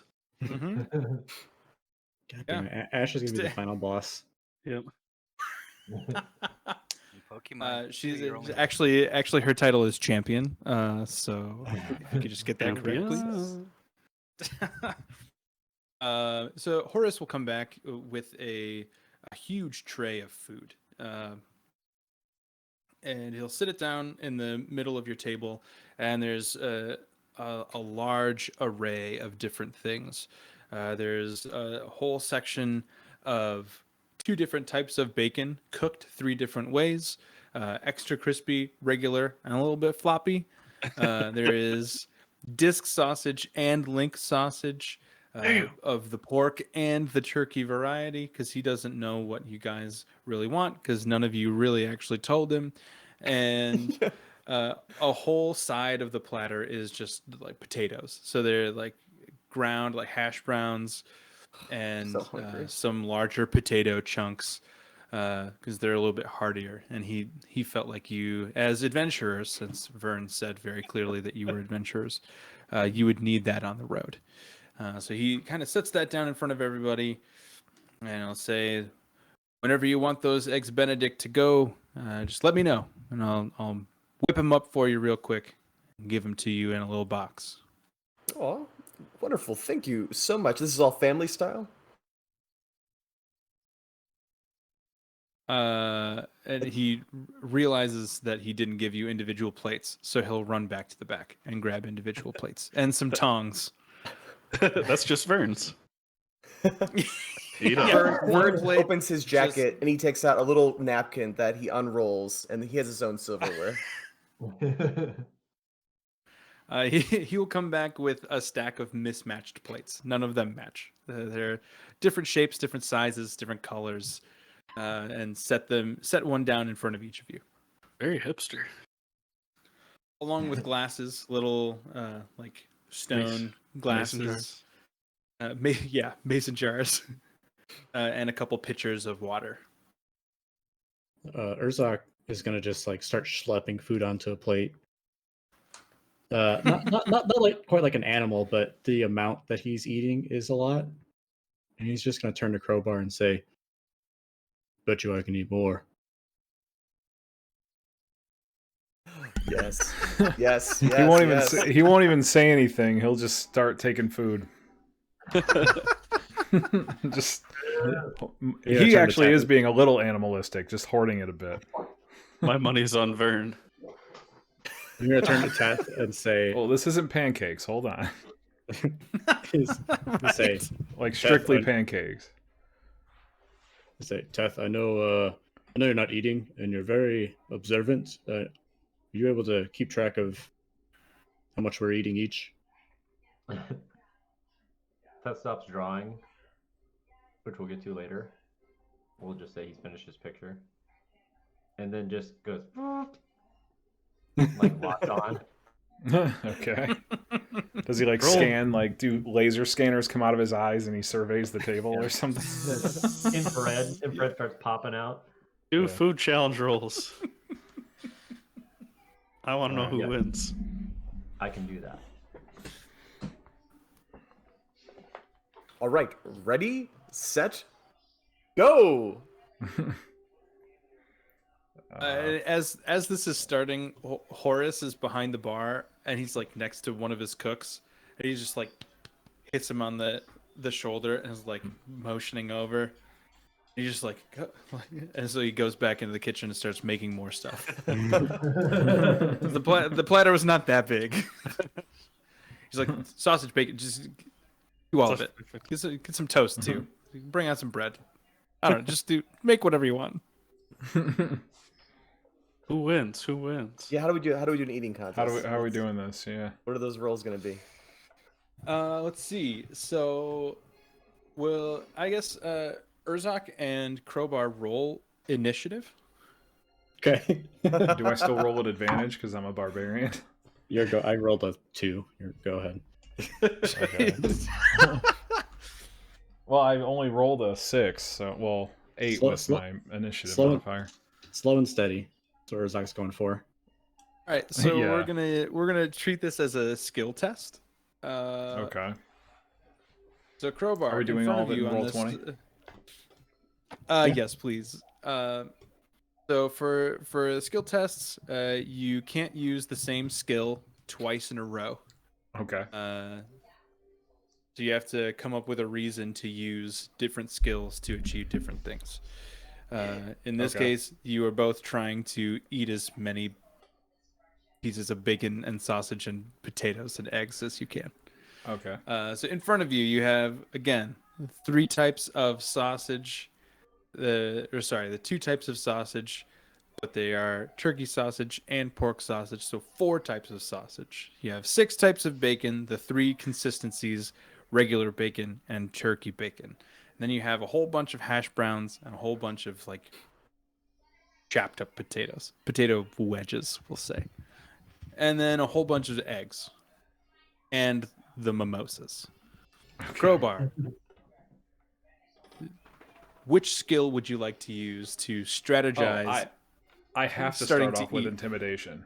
I have to. Okay. Hold on, before you Um, do any rolls, let's take some bets. Anybody want to bet? Anybody want to get into the Yeah. action? Yeah, let's see this. I don't know what monies we have, but like, I'll put 10 gold We had a on. bunch of gold. But Yeah, you everybody has missed, plenty. you missed payday. Sorry. I'll I miss. don't remember Put, how much yeah. we got. It was like 2,400. 2,500. I think- 25. I think everybody got 2,500, so you can add 2,500 to your character sheet, Brackle. Jesus. I'll put 10 gold on the door breaker. Eric's gonna put about 20 on Urzak.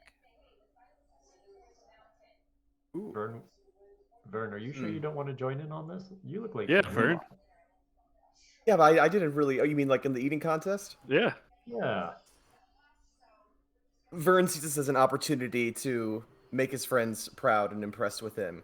So he loosens up his tie and unbuttons his jacket, and he wants to join into this too. Can I roll for initiative? Yes. Okay. Oh, well, I guess I have to bet on Vern because that's what I said initially. So Crowbar, go ahead and roll for initiative, and you can Okay. use your advantage. Yeah. 18. 18. Oh, we're redoing Dang. initiative. Okay. Did you roll before? Yeah, he did. He had a roll. He got a Crowbar. What'd you get? That was like I just I don't only got, remember like, you an rolling 8. before. I only got an 8. Okay. You get an 18, Vern? Is that your Mhm. highest initiative roll this It whole is. entire game? He's ready. He's also very hungry. Okay. His hunger A ball- lot so- of physical With exercise advantage, yesterday. Aaron? Yeah, I rolled a 5 and a 6. Yikes. I have a +2 Okay, modifier. Vern. So the other two they're real hungry boys, but you are a little bit more lithe this morning, and you're ready to consume some breakfast meats. So you are going to go first. So, Mhm. which skill would you like to employ to tactically ingest the most? Oh, perfect. Thank you, Andrew. Let's see. Well, first off, I think all eyes are on me, so I want to start with a performance check because I want to like show that I'm like rough and savage, and I want to just like throw back as much as possible in like the first bout. Okay. Roll for performance and explain how that is going to help you. What in your performance is helping you? Oh, let's see. So I am because they were all trying to be like intimidating and stuff. So now I'm just like stuffing my mouth, and it's almost like you can see the dragon in my lineage. Although I look very pampered and posh, my eyes are a fury, and my Yeah. cheeks just sort of. Playing the character. Yes, Gotcha. yes. Okay. Roll for performance. 15. Okay. Yeah. You are successful in stuffing your face full of like three or four sausage patties and a thing of bacon. All right, Crowbar.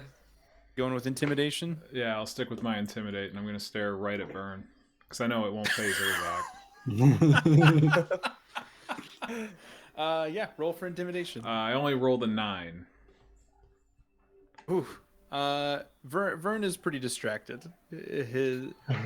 He's got a whole bunch of stuff in his mouth. My eyes are so- watering, so I can't see very clearly. Yeah.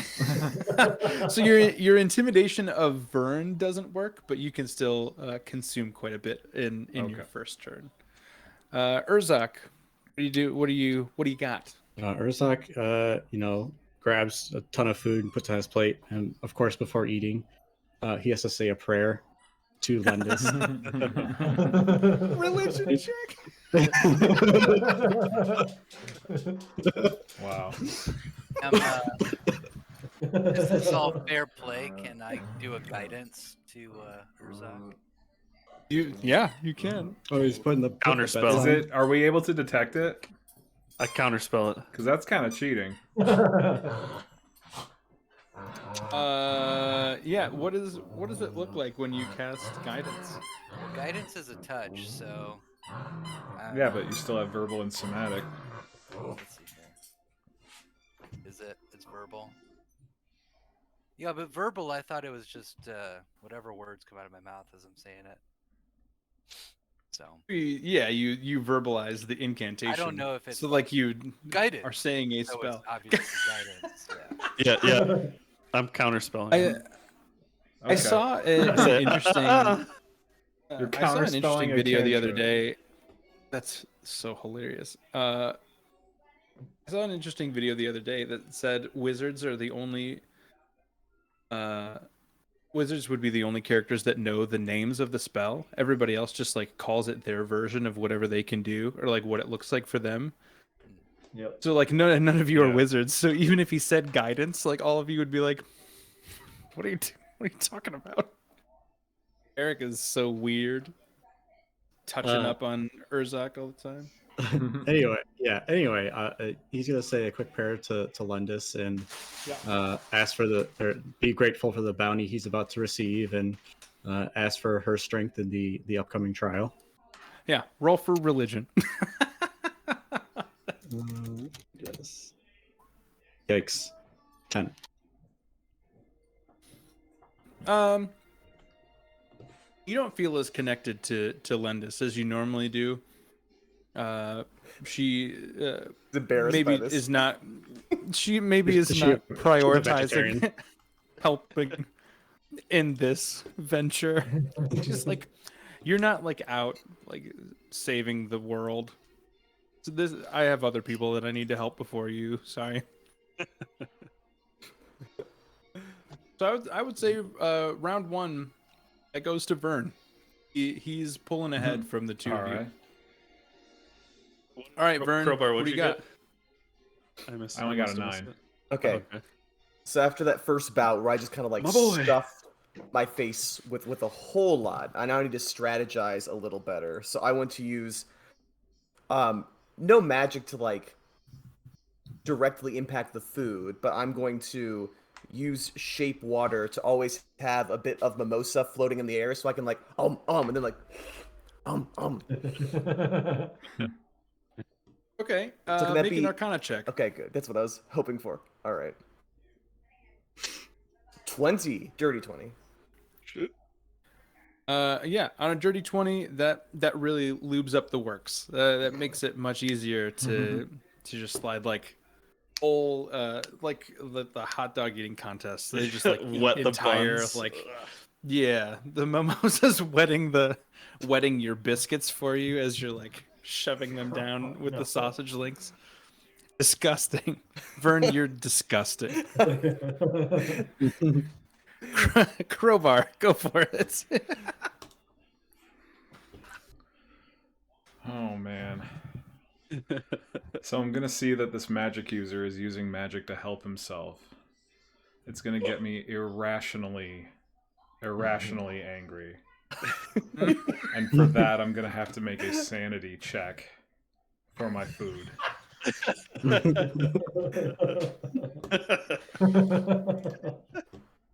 Another 9. You just start shoving it up your nose and stuff. No, I'm My not. body I'm not doing any that way at like I a can. dexterity. I'm not like I'm not like missing my face here.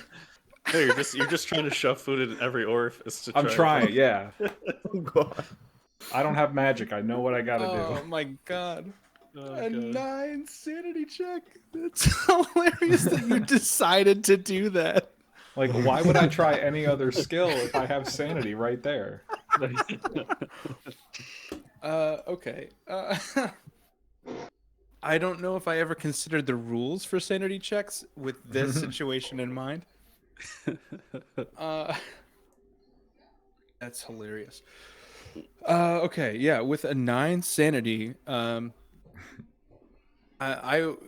you start like you're so blinded by rage that you start seeing like double and triple vision. So Okay. the platter is right there, but you're like reaching for sausages that aren't there. So you're only like getting half of the food that you would normally be getting. That makes sense. You're reaching for hallucinated sausage links and slices of bacon. Still get some, but not your maximum capacity that you could be. All right, Urzak. That's so funny. Urzak is gonna, now that he's said his prayer, he's gonna go for the physical prowess. He's just going to start expanding his stomach, his upper body, and just fistfulling as much as he can into his big toothy maw. And yeah, we're gonna go for athletics. Go full athletics. Okay, there you go. 23. There you go. Son of a bitch. Yeah, you just it's Old Faithful. You know that your muscles work really well and they serve you the best. And yeah, round 2 goes to Urzak. My mouth is bigger than yours. All right, Vern. You look over and you see Urzak's gaining on you. Mm-hmm. What are you looking to do now? Well, I think back to my childhood and growing up, and food was never scarce, so lots of parties, lots of buffets.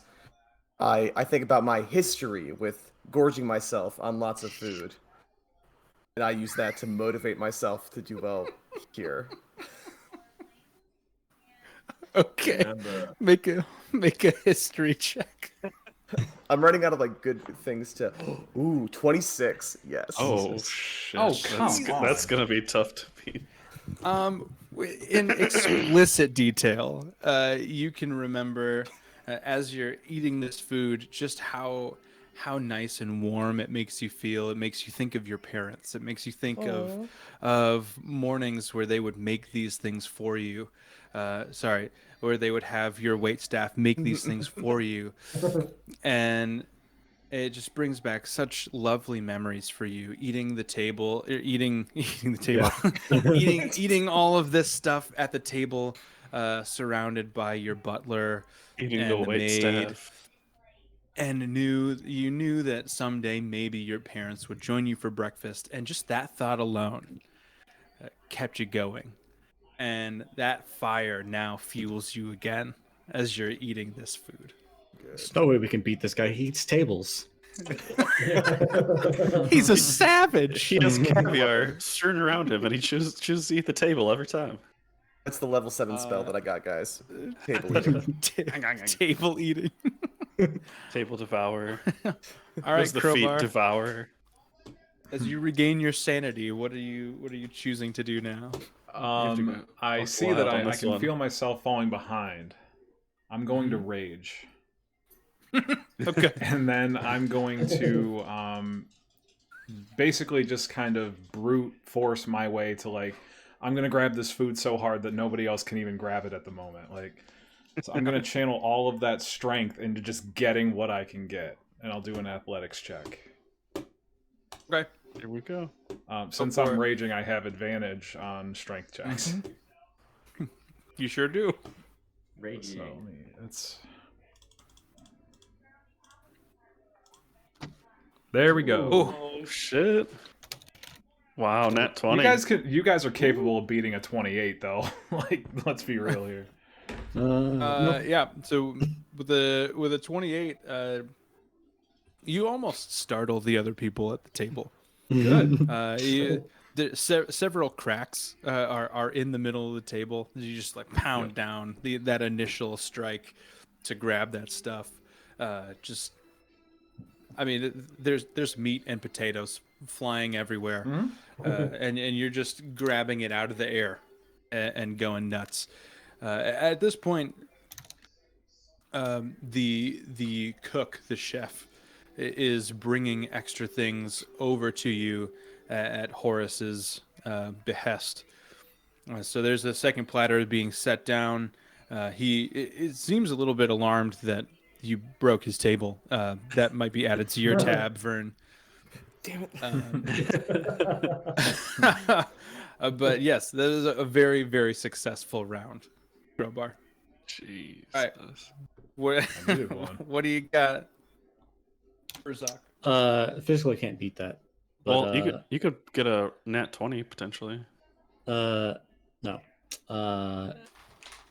Urzak's gonna take his he's gonna strategize and see that he needs to take some time to, get some liquids in there and help it settle down a little bit. And then as the cook comes up to kind of be pissy about the table being broken, Urzak, very out of character, is gonna be like, just shut up and keep bringing the food, cook.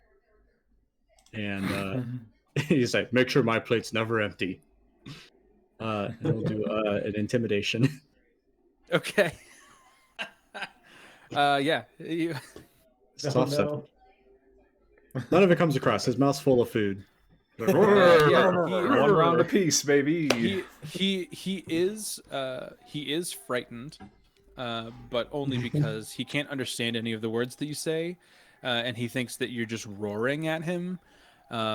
So he just runs back into the kitchen. He doesn't know what else to do about that, and this is the saga that you're not seeing. You hear some distant shouting, a plate smashing, and you see that same cook walk back out without his apron on, and he walks right out the front door. Sorry. Damn Vern. adventurers! I can't serve another one. He's done. He's just, yeah. Gave us 2 weeks. He's not coming in for the next 2 weeks. He's out. He's out of here. Oh no. 1 round apiece. That round goes to Crowbar. All right, Vern, you're all tied up. We'll say, how many rounds is fair? Five rounds? I would just say winner takes all on this one. Yeah, I because I think we all won a Yeah. round, so this will be it. All right, cool. Final Okay. round. Vern, how are you? You're starting to fill up. How are you yeah. gonna finish strong? Vern Who's is winning? reaching capacity, so he's going to crouch down at the edge of the table like this, and use his grappler arm to just drag food. But what he's also doing, because he knows that he's a smaller guy and he's filling up fast, is it's happening so quickly that the food that's being pushed into his mouth is also falling onto the floor around him. And as it's falling, he deceptively is trying to knock it away, So it looks like he's consuming more than he actually is. I will give you that. Roll deception. Okay. I will give you that. Dirty 20. Jesus. Okay. Good number. Yeah. So your coat is long enough that you kind of just as you're sweeping it away with your feet, you're sweeping it underneath your coat, and it is out of sight of everybody else. Definitely Urzak and Crowbar, who are not being perceptive at all to that. Teth is watching them, keeping track of the score, and the other two have bets, so nobody is looking underneath the table. Maybe Elias, but he's getting drunk on mimosas, so he's completely out of it. Yeah, you. As far as everybody else knows, you are. Yeah, that was a good round for you. You put away a lot of food, deceptively. Mm-hmm. All right, Crowbar, you have no idea where Vern, this tiny little person, is putting all of this food. Yeah, But I don't you're see still, the food falling. You're still enraged, so. But I do see that he's using his arm to scoop in all the food that he can. In true. response, I know I'm gonna have to get out of his little area. He's gonna jump up on the bench and he's gonna jump up on the table and just start going to town on the table. So he's gonna use an acrobatics check to clear the arm and clear the table. There you All go. right. Yeah, there you go. Roll for acrobatics. Hey! Ooh. All right. Okay. Yeah, your Well done. stunt worked. You probably even stepped on the arm at some point, and that hindered Vern quite a bit. So you definitely beat him out for this last. I didn't hear Little no bell. It all comes down to this. All right, Moment Urzak, of truth. you got to I'm finish strong. I'm trying to think. I'm trying to find a good. Stat. No, I know what stat I'm using. I'm trying to think of a good reference to use here. A good solid reference. You gotta investigate that food. You're gonna stealth the food. No, so Urzak's basically he's thinking back to his book reading, and he's thinking of spells that he could use to his advantage and stuff that he may have seen in the library back in his reading days. I'm trying to find a funny enough spell to reference. What's that, Billy? So you just fucking haste yourself, like. Yeah, I thought about haste. That's pretty funny. Yeah. That'd be perfect. Yeah, fuck it. He just thought, well, I feel like that kind of gets away from history a bit. But he's thinking back on his spell days, and he's putting pieces together of spells that help him. He has absorb elements. He has haste. He's trying to do every little trick he can to expand his stomach. Absorb elements. My favorite element, eggs. The element of life. You spent a considerable amount of your time away from the compound, within the library in the Eagle Peaks, and not only did you read about the spells that you have prepared, you more closely attuned to them. So yes, you can make a history check. All right, what do we need? We need You need a 24, 23 to go to a speed round with. 16 or higher. All right. Oh no. Oh yeah. Oh, never mind. Okay. Yeah, you recalled the information, but unfortunately, you remained seated, and you only finished the food that you had put onto your plate. And Crowbar did not stop there. He took the entire Hey. table. So Crowbar is the winner. Yeah. Now I Which need to make a means- survival check. Or medicine. And medicine. nobody bet on Crowbar. No. Yeah, Everybody bet loses. against Crowbar. Oh, that's so funny. Is that Crowbar Yeah, gets the money? Yeah, I do would I get say that money? Eric, Yeah. Cobra gets Eric, the money. you need to give 20 gold to Crowbar, and Brackle, you need Hey. to give 10 gold to Crowbar. Yep. So There I you go. gain 30 gold, baby. Then you gotta give 50 gold to the bartender so he can hire new Right. staff. No, Vern does. It's his tab. Yeah, it's my tab. But I'm also I want to buy from the bartender one of the pewter goblets or whatever that are there. And I'm gonna use my diamond and I'm gonna etch in first place eating contest and the dates. And I'm gonna hand this as a trophy to Crowbar. Oh my Very gosh. nice. This is the best thing anyone's ever given me apart from my glaive. It's trying to. Not me making that item to add to Crowbar's I'll add it. character sheet next week. Hilarious. Yeah, so that was an eventful and unexpected morning at Selma's for all of you and for the wait staff. We do need a few eggs Benedict to go. Horace is not pleased. He comes out and sees the state of the tavern room. He sees that the table is hanging on just by a thread. It really is not in good shape. Crowbar is still standing on the top of the table, so he knows exactly who did it. There's food everywhere underneath Vern. And Piles he of doesn't food under my chair. he doesn't know. He can't make heads or tails of what to even do. He lost his only cook, so he's working the back and the front by himself this morning now. And he'll just put down the piece of paper in front of Vern, and he'll say, "You said you were covering all of it. Here's the price tag." And he will walk back into the kitchen to make your eggs Benedict. You flip the paper over, and it has everything included. A new table he has listed on there. He has a new tablecloth, which was not on the table, but he's gonna tack that on just in case. All of the food. One of the chairs. In Crowbar's rage, his chair got cracked as well, so he's gonna have you pay for a new chair. And he also wanted compensation for the cook's wages for the day because he just missed out on is to pay him, and he's not going to do any work. So you now owe Horace of Selma's Tavern 526 gold. 526 gold. Oh my god. I mean, it's a lot for Vern right now, but not. in the It's a grand penance scheme. for I it's almost couch spit up change. water.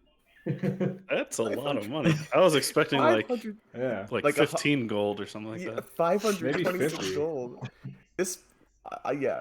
We're gonna come back and Selma's gonna be like the ritziest, like multi-storied restaurant, I brand new think red in sign. Next think in, week like, on the- the guys we wash dishes for. in like the DM guide, like 200 gold buys a house. I know. So Vern, maybe he forgot maybe like 52 gold. and then I'll 6 call Horace back over. silver. okay. Yeah. We're really gonna be Karens after destroying his establishment. Somebody's gonna charge 500 and whatever gold. Hey, I mean, 52 gold's a lot. hey, Horace. Yeah. We caused a ruckus. We went a little crazy for sure. A ruckus, to say the least. This is Well- my store. There were people that started to come in and they saw what you were doing and walked back out. Yeah, but we ate whatever food they would and drank more than they would have. We made up for it. You got an orc child drunk. He's not, he's not drunk. That's just how he is. Okay, he's crazy. It's like pissing on the wall. That's tradition, actually. Horace is going to roll for insight on that. Against my deception? Yeah. Okay. Horace is probably gonna have a bit. I'll do it in roll 20. Why not? Horace has bad stats. He's just mad. He rolled a 17. That's not bad. I have to roll a 3 or higher. Hold on. What? He rolled he has a -1, so he rolled an 18 for a 17. Okay, yeah. How do you even get plus 15? That's Be a because bard. I have 20 charisma and I'm a bard. Good and lord, dude. expertise and all that good stuff.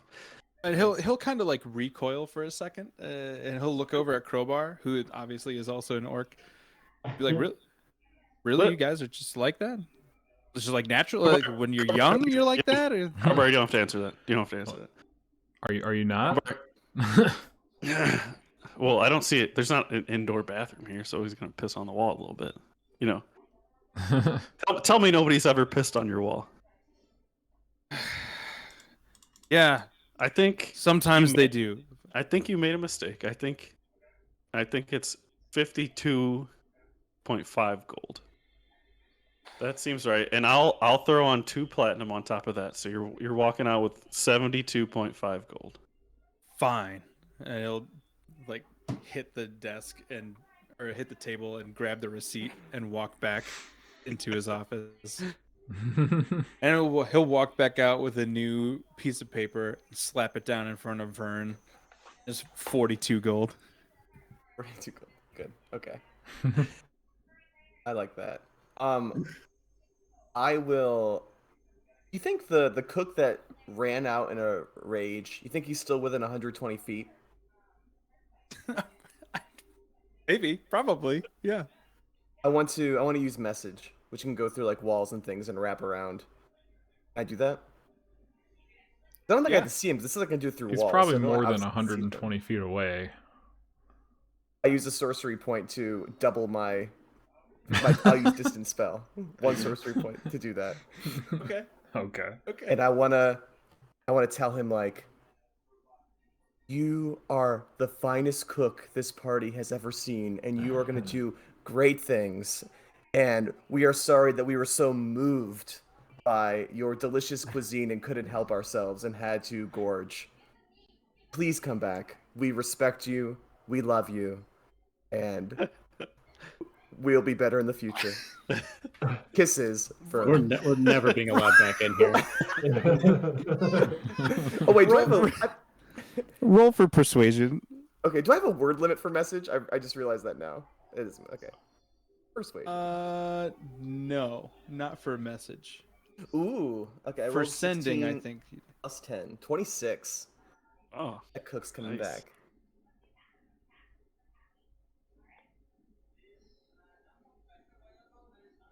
back. You hear his reply, and only you can hear the reply. Is like in your head, you hear it, and he'll say, "I think," and this is after a decade and a half of working in the service and hospitality industry.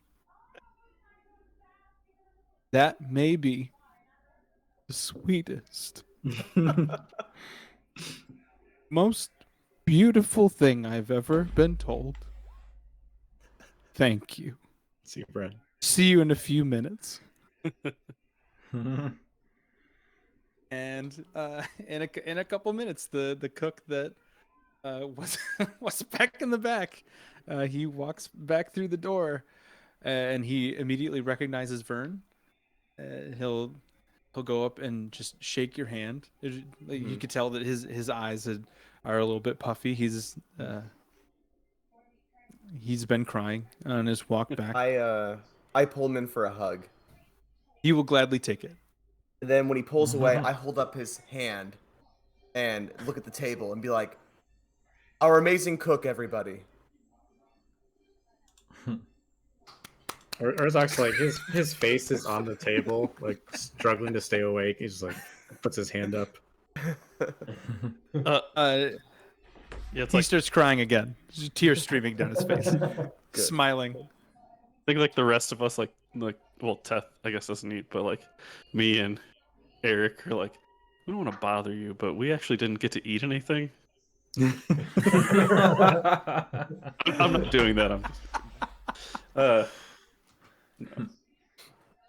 He'll look at Vern and he'll look at all of you, and he'll say, "This has been one of the most horrible weeks of my whole life. My mother recently passed, and I've been feeling very lonely. And that message just brought me back from the brink, you know. Thanks, guys." In the middle And of he'll- his speech, Urzak falls over in his chair and like collapses on the ground.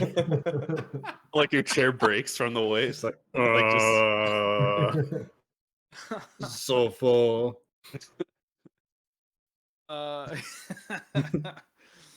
And he will walk back into the kitchen, and as he walks back, you can kind of hear some light banter back there. And Horace will come back out, and he'll say, I don't know what you said to him, but he's gonna come back to work. He's happier than he's been in months. I'll take another 10 gold off of that bill for his wages for the week. Nice. Fuck, man, I need to become a cook.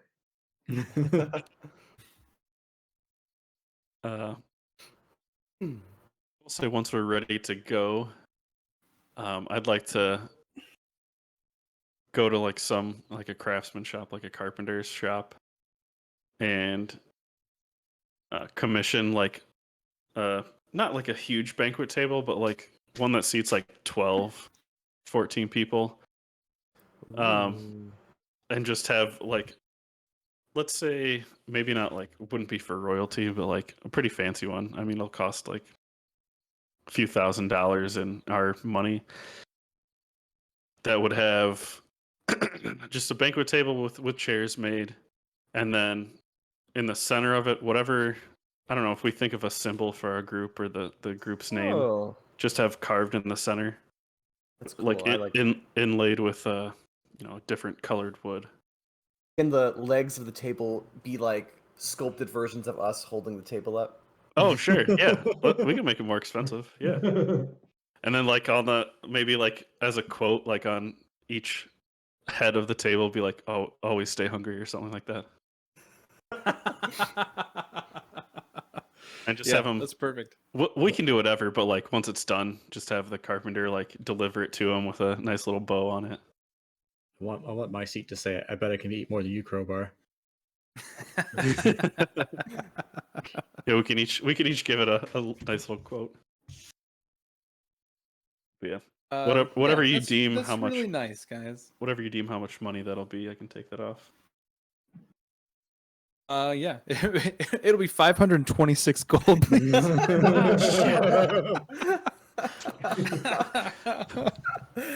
Sounds like I'm gonna need to use my persuasion again. Hey, we're just gonna charge that. Hey, come on, guy. That's what I should make. I'm gonna make a stat block for a credit card, Dungeons and Dragons credit card. I don't have enough gold, but I can put it on my platinum card. What do you want? I could do. What do you want? Like 50 gold, 100 gold.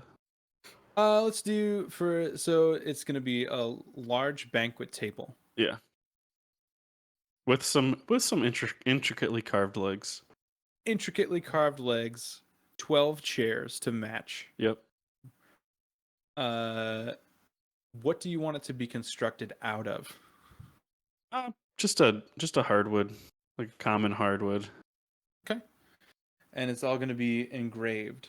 Yeah, it'll have the inlay of like a Okay. either a different stained wood or something like that with. Would you like it to be reinforced? For me, yes. Yeah, fuck it. We'll make it reinforced. All right. I'm gonna have that run 200 gold. That works for me. Please tell me Horus is going to have like a wall of fame with Crowbar just there, like.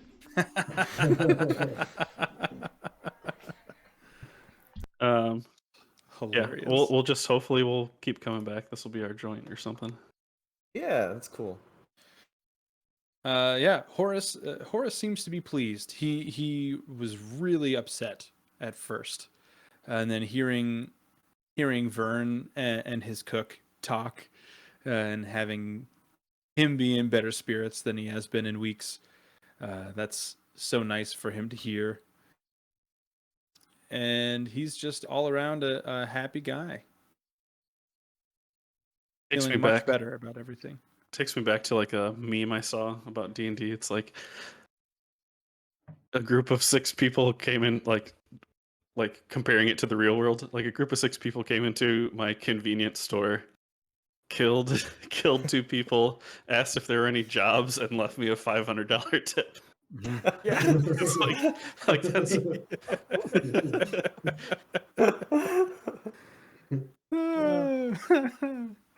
All right. What would you guys like to do? We have 20 minutes left. Well, I'm you should probably go to lunch. the blind button, right? Yeah. is that Yeah, the you can go shop or to something? that is the pop-up item shop. Yes. We waddle over there. Yeah. So you walk across the street, and you are greeted by a kind, if not a little bit sketchy looking guy, in a wide-brimmed hat. You can't see the top half of his face from your vantage point walking across the street to see him.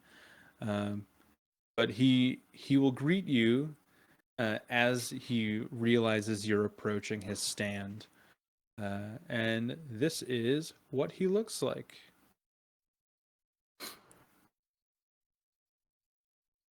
He'll kind of put up a hand. He'll say, "Hello, adventurers. Would you like to buy items from my cart?" That depends on what you have. I only have very few items. You like to take a look? Yes, please. So he will. You see that this cart is kind of decked out from across the street. This looks like a fully furnished, fleshed out shop with a bunch of things all on the shelves. And as you get closer, it just seems to all be like paper, like cutouts of different things. None of the things on the back wall are real.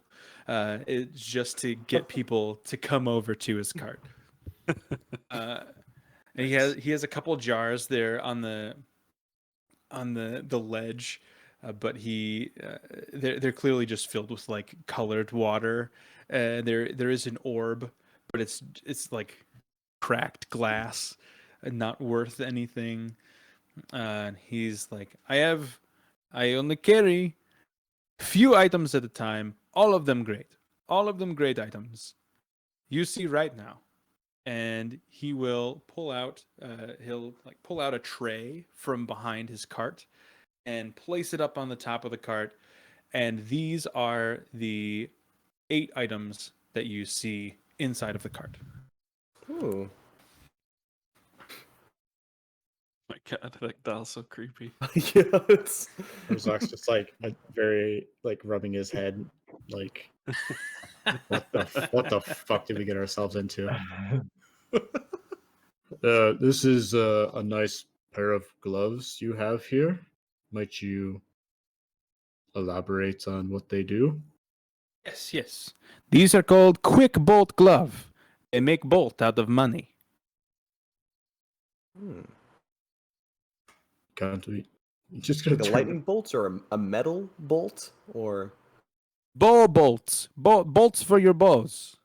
Bow bolts. bolts. So neither of the things I was thinking. Of course. He just fucking turns to Bracken. Is like, can't I turn? Isn't that what a shop is for? Turning my money into bolts. Anyway. Yes. But I guess you can take the gloves anywhere, right? Great. What's about this Gloves of crystal- commerce. crystalline Yeah. scope thing? Seeing glass. It is Mystic Spyglass. You look up into the sky and you see the future. Only a couple times. It not work forever. Oh. What did it tell you about your future? It tells me that you make me a very rich man today. Vern looks at his stitching job that he's done on his like fancy clothes and everything, and he asks, "What about this? Is not what it is. The needle and thread, or thing to the left, Oh. top left. That's a wind chime. What's a wind chime? Okay, never mind. It's a wind chime. It Well- is an opening chime. It Hey, opens I know that chime. Yep. It's a good chime to have. I'm sitting Very on it good and never chime. using Great it. chime. I know. I'd rather bust through this 10-foot thick wall of stone than use my chime to open the door. Immediately. And Yeah, creepy doll. that's what I'm most interested in. Mm-hmm. Oh, yes. This is Talking Doll. You tell it what to say, it says it. Whoever you wanted to say it to. Just like does it go find the person, or No.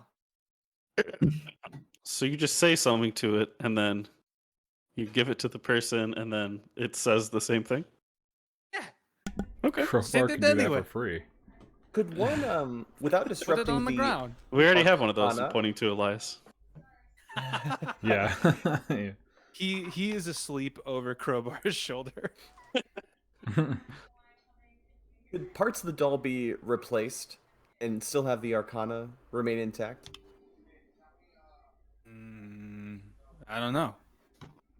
I don't make habit of dismembering dolls. It's actually a good quality to have. That's what I thought. How about that old looking book? Which book? The one that's not frozen. Oh, this is a golem book. Take this book, turn it into a golem. Oh. What type of Why is golem do you Eric know? not here? You gotta read the book. I don't Ah. know. Hey, What about the other book? It is a copying book. You put it on top of other book, and then become the other book. Ooh. Sounds like 2 Gollum books for less than Yeah. the price of 2 Gollum books. yeah.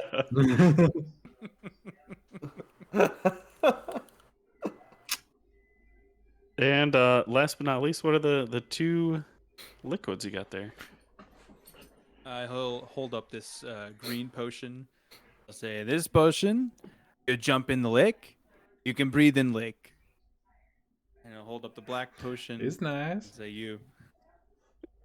you're putting this onto your weapon, you never go out of your hand.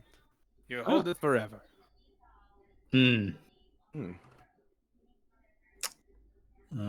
Urzak is gonna produce a large sack of gold.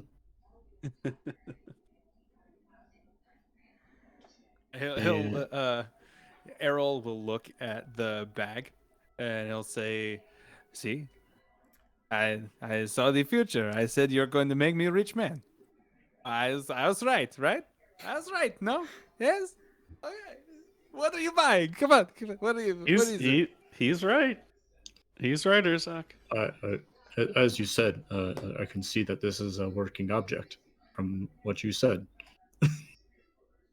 I'm I interested don't in. remember what I said 2 minutes ago. I can't remember anything. Show me the money, dragon. Okay. Show me the money, dragon boy. Definitely interested in the copying book and the spyglass. Okay. You want both? Just nod. Perfect. That will be 800 gold. Give him exactly 800 gold. Perfect. You can add to your inventory a Mystic's Spyglass and the Duggar's Tome.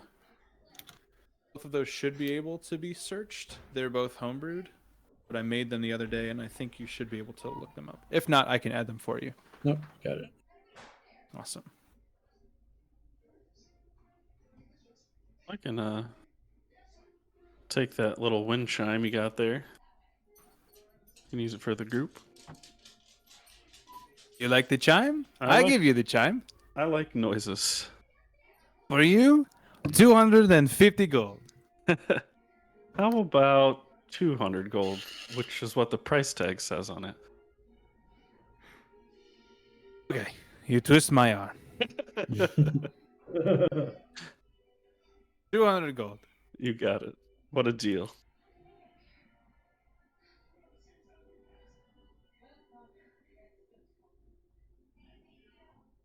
Anybody Alright. else? Anyone? Ah? Did you That see what black you looked potion for? looking thing is the thing that makes it so you can't. Your weapon always stays in your hand. Yes. I'm gonna say above game. It sounds like sovereign glue, which is maybe not something you want to do. I mean, Is it if you literally like the glue from like Richie Rich? That black shit?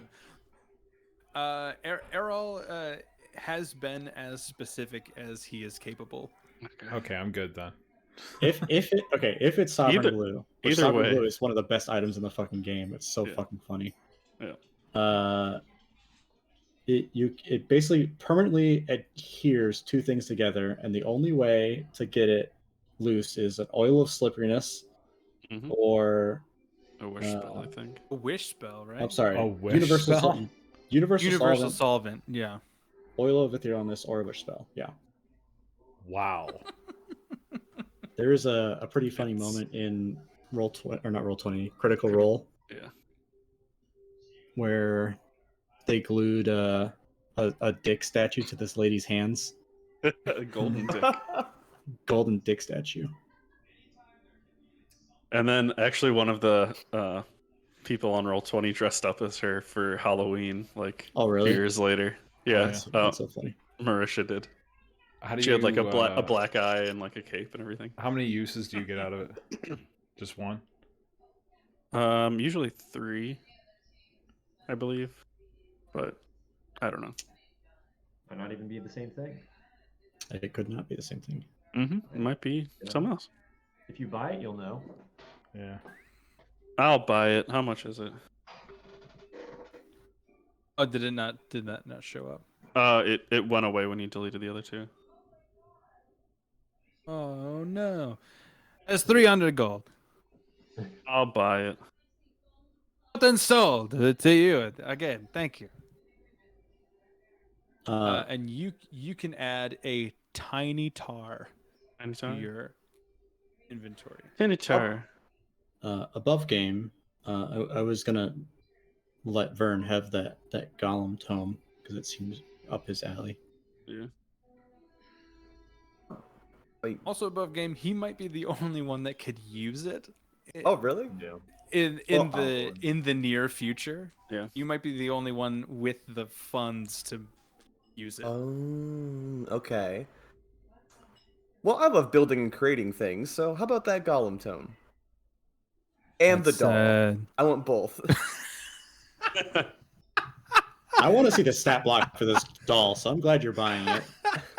I remember seeing it, reading through stuff, and I can't remember.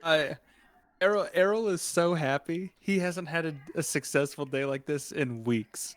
He's like dancing around and like clapping and just like praising all of you. You are best group of adventurer I meet in many day. Oh, it's so good. It is 220 for the book and 130 for the doll. Okay. The Yep. steal, no price like this anywhere else in Capital City. No, not in any place. Promise. You have to attune to it. Doll? I mean, DM can change that, but yeah, that's Okay, so so funny. So, how do I add so it? you What can, are the? you what's can called? add a manual of golems and a talking doll to your inventory. All right, I had a couple of questions for you, DM. Yes. First of all, the spyglass says that it has 4 charges, but it's listed as 2 charges. Is it just has 2 charges to have been used? No, it should be 4. Okay. Oh, Treat it like it which- has 4. Which golems? There's all different types. So Manual I of gotta hop clay, out, manual of guys. flesh. I'll leave the recording going. All right. So Hey, bye. See ya. Hey, man. So the manual of golems, the time and cost columns, if you look at those, that's how much time and how much gold it would take to use any of those. So you can, I'm going to let you pick if you want to Oh. make, so like if you want an iron golem, it takes 120 days and 100,000 gold. Oh my If you want a clay golem, it only takes 30 days and 65,000 gold. Oh, But you craft that golem, and once it does, the book is consumed. You can't use it anymore, and the golem is there. It animates once the book is gone, and you sprinkle the ashes of the book on it, and it understands all of the languages that you speak and obeys every command that you give it forever. Ooh. Sorry. Did you say 65,000 gold? Yes, What? and that's 65,000 gold for a clay golem. Oh. That's why Vern's the other one who can afford it at some point. Yeah. I think I'll have to do the clay golems. Just because that Yeah. time is so 120 days. Oof. Okay, I'm gonna get the clay golems. What's cheaper, the clay or the stone? Stone. I didn't even wait. Where's stone? Clay Where's is stone? cheaper than stone. Stone is Flesh 80,000. is cheaper than Yeah. 90 Well, days. stone flesh is 90 golem- days though. I mean, stone clay seems kind of weak. I think stone's kind of cool sounding. I mean, this is a valid use of downtime. I'm sure it will have that implemented at some point. Okay. Mm-hmm. So I'm gonna you get can use that. stone. I mean, you don't have to decide right now. You can just. I'm going to put all of them in the book. You have the option to use all of them, so you can Okay, decide. great. I'll add one for now, but yeah, I see what you mean. Okay. And the doll was called what? Talking doll? You said? Talking doll. Yep. Another clarification I want to make before it comes up inevitably 3 years down the road. Is this book able to replicate magical effects as well? Or is it No. So it creates a carbon copy of what the book looks like, including exterior, no magical effects. So like you Okay. can't copy a wizard's spell book, Okay. or the tome of golems, but you could convince somebody that you did. okay? Too bad I'm not playing a whisper. Also, Brackle. I believe at the end of the first chapter, you had stuff. I think that you were the one that took the items from Gael's quarters. Mm-hmm. You took 2 of those books. Mm-hmm. Yeah, the journals. Those were both Duggar's tomes. Okay. So you have 2 of them I will add that to the inventory. from Gael. Okay. You also have a pair of discs, 2 small discs, Uh-huh. that you never found out what they did. Okay.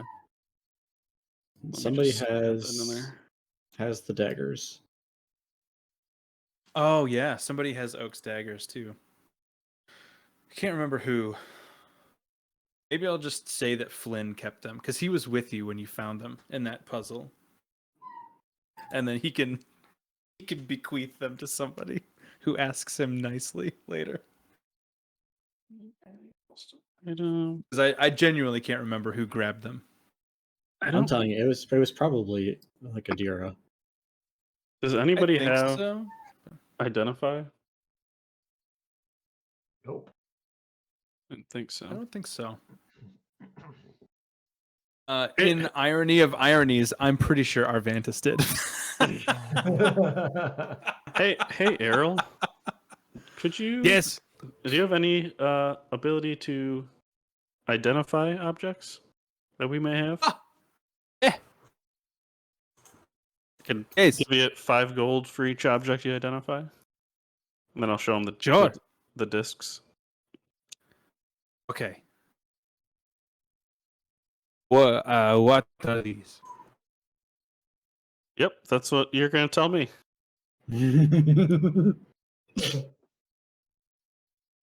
Okay. Can you tell me what they are? He'll, like pick them up, like weigh them, flip them around. These, I believe, I've seen them. I've met many of these, and he'll put them down on the desk and open up his drawer again and take out a pair of spectacles, put Mhm. them on his face, and look at them closely again. These are very well polished black rocks. I think. Great. Should have not told you how much I'll give you after identifying. 10 gold, please. I'll give him 10 gold. You see, Bastard. dragon, they make me very rich man today. I identify things for you all day long. Please come back with other items. I tell you exactly what they are. I am the best at identifying anything. Errol, Yes. you're an idiot.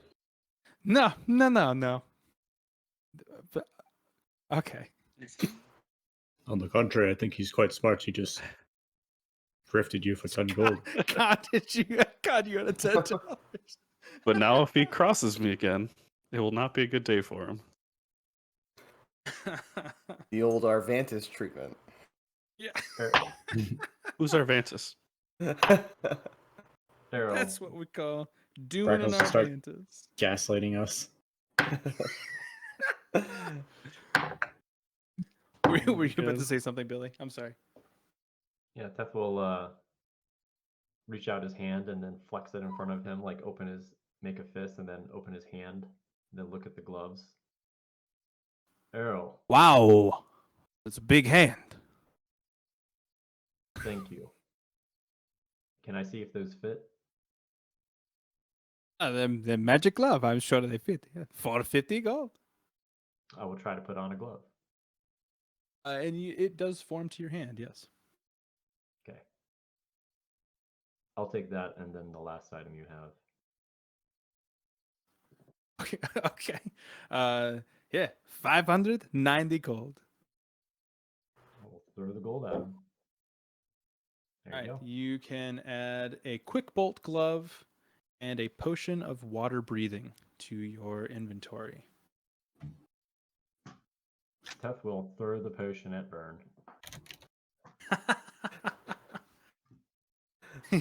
You bought breakfast, so you can have this potion. Potion of water breathing. Thank you. Teth is thinking like, as far as breathing underwater, he would associate that with like high constitution, right? And he doesn't know that Vern probably actually has a high constitution. He just sees small, squishy, right? Right. Right. So he's like, okay, big dragon man is good. Big big orc is good. I don't breathe. Brackle has like crazy magic and he's a caster, Yeah. so he probably has a water breathing device. Doesn't think that you know, a rich, well-to-do off man would have potentially have purchased something, but he feels the need to give a Vern a way to breathe underwater. You're the only Actually- weakling that can't survive underwater. Also Noted. mostly because he almost got drowned in a fountain, I think. Oh, that is Oh, true. yeah. Yeah, you're right. That's true. There's Never history would have there with happened me if and you had water. that potion. Yep. All right, guys. It is 9:00. Thanks for a great session. That was super fun. Yeah. Yeah. Enjoy I it. didn't plan for a skill challenge, and that was great. I love that so much. Couldn't have been better. Awesome. Well, I will see you guys all next week. All right. See ya. Next week, the Yeah. Tuesday? Or no, next week is Monday. The week after that is Tuesday, the 1st, instead of Okay. Halloween. Okay. Word. Cool, Fun. guys. Have a good night. Night. All right. Later. Bye.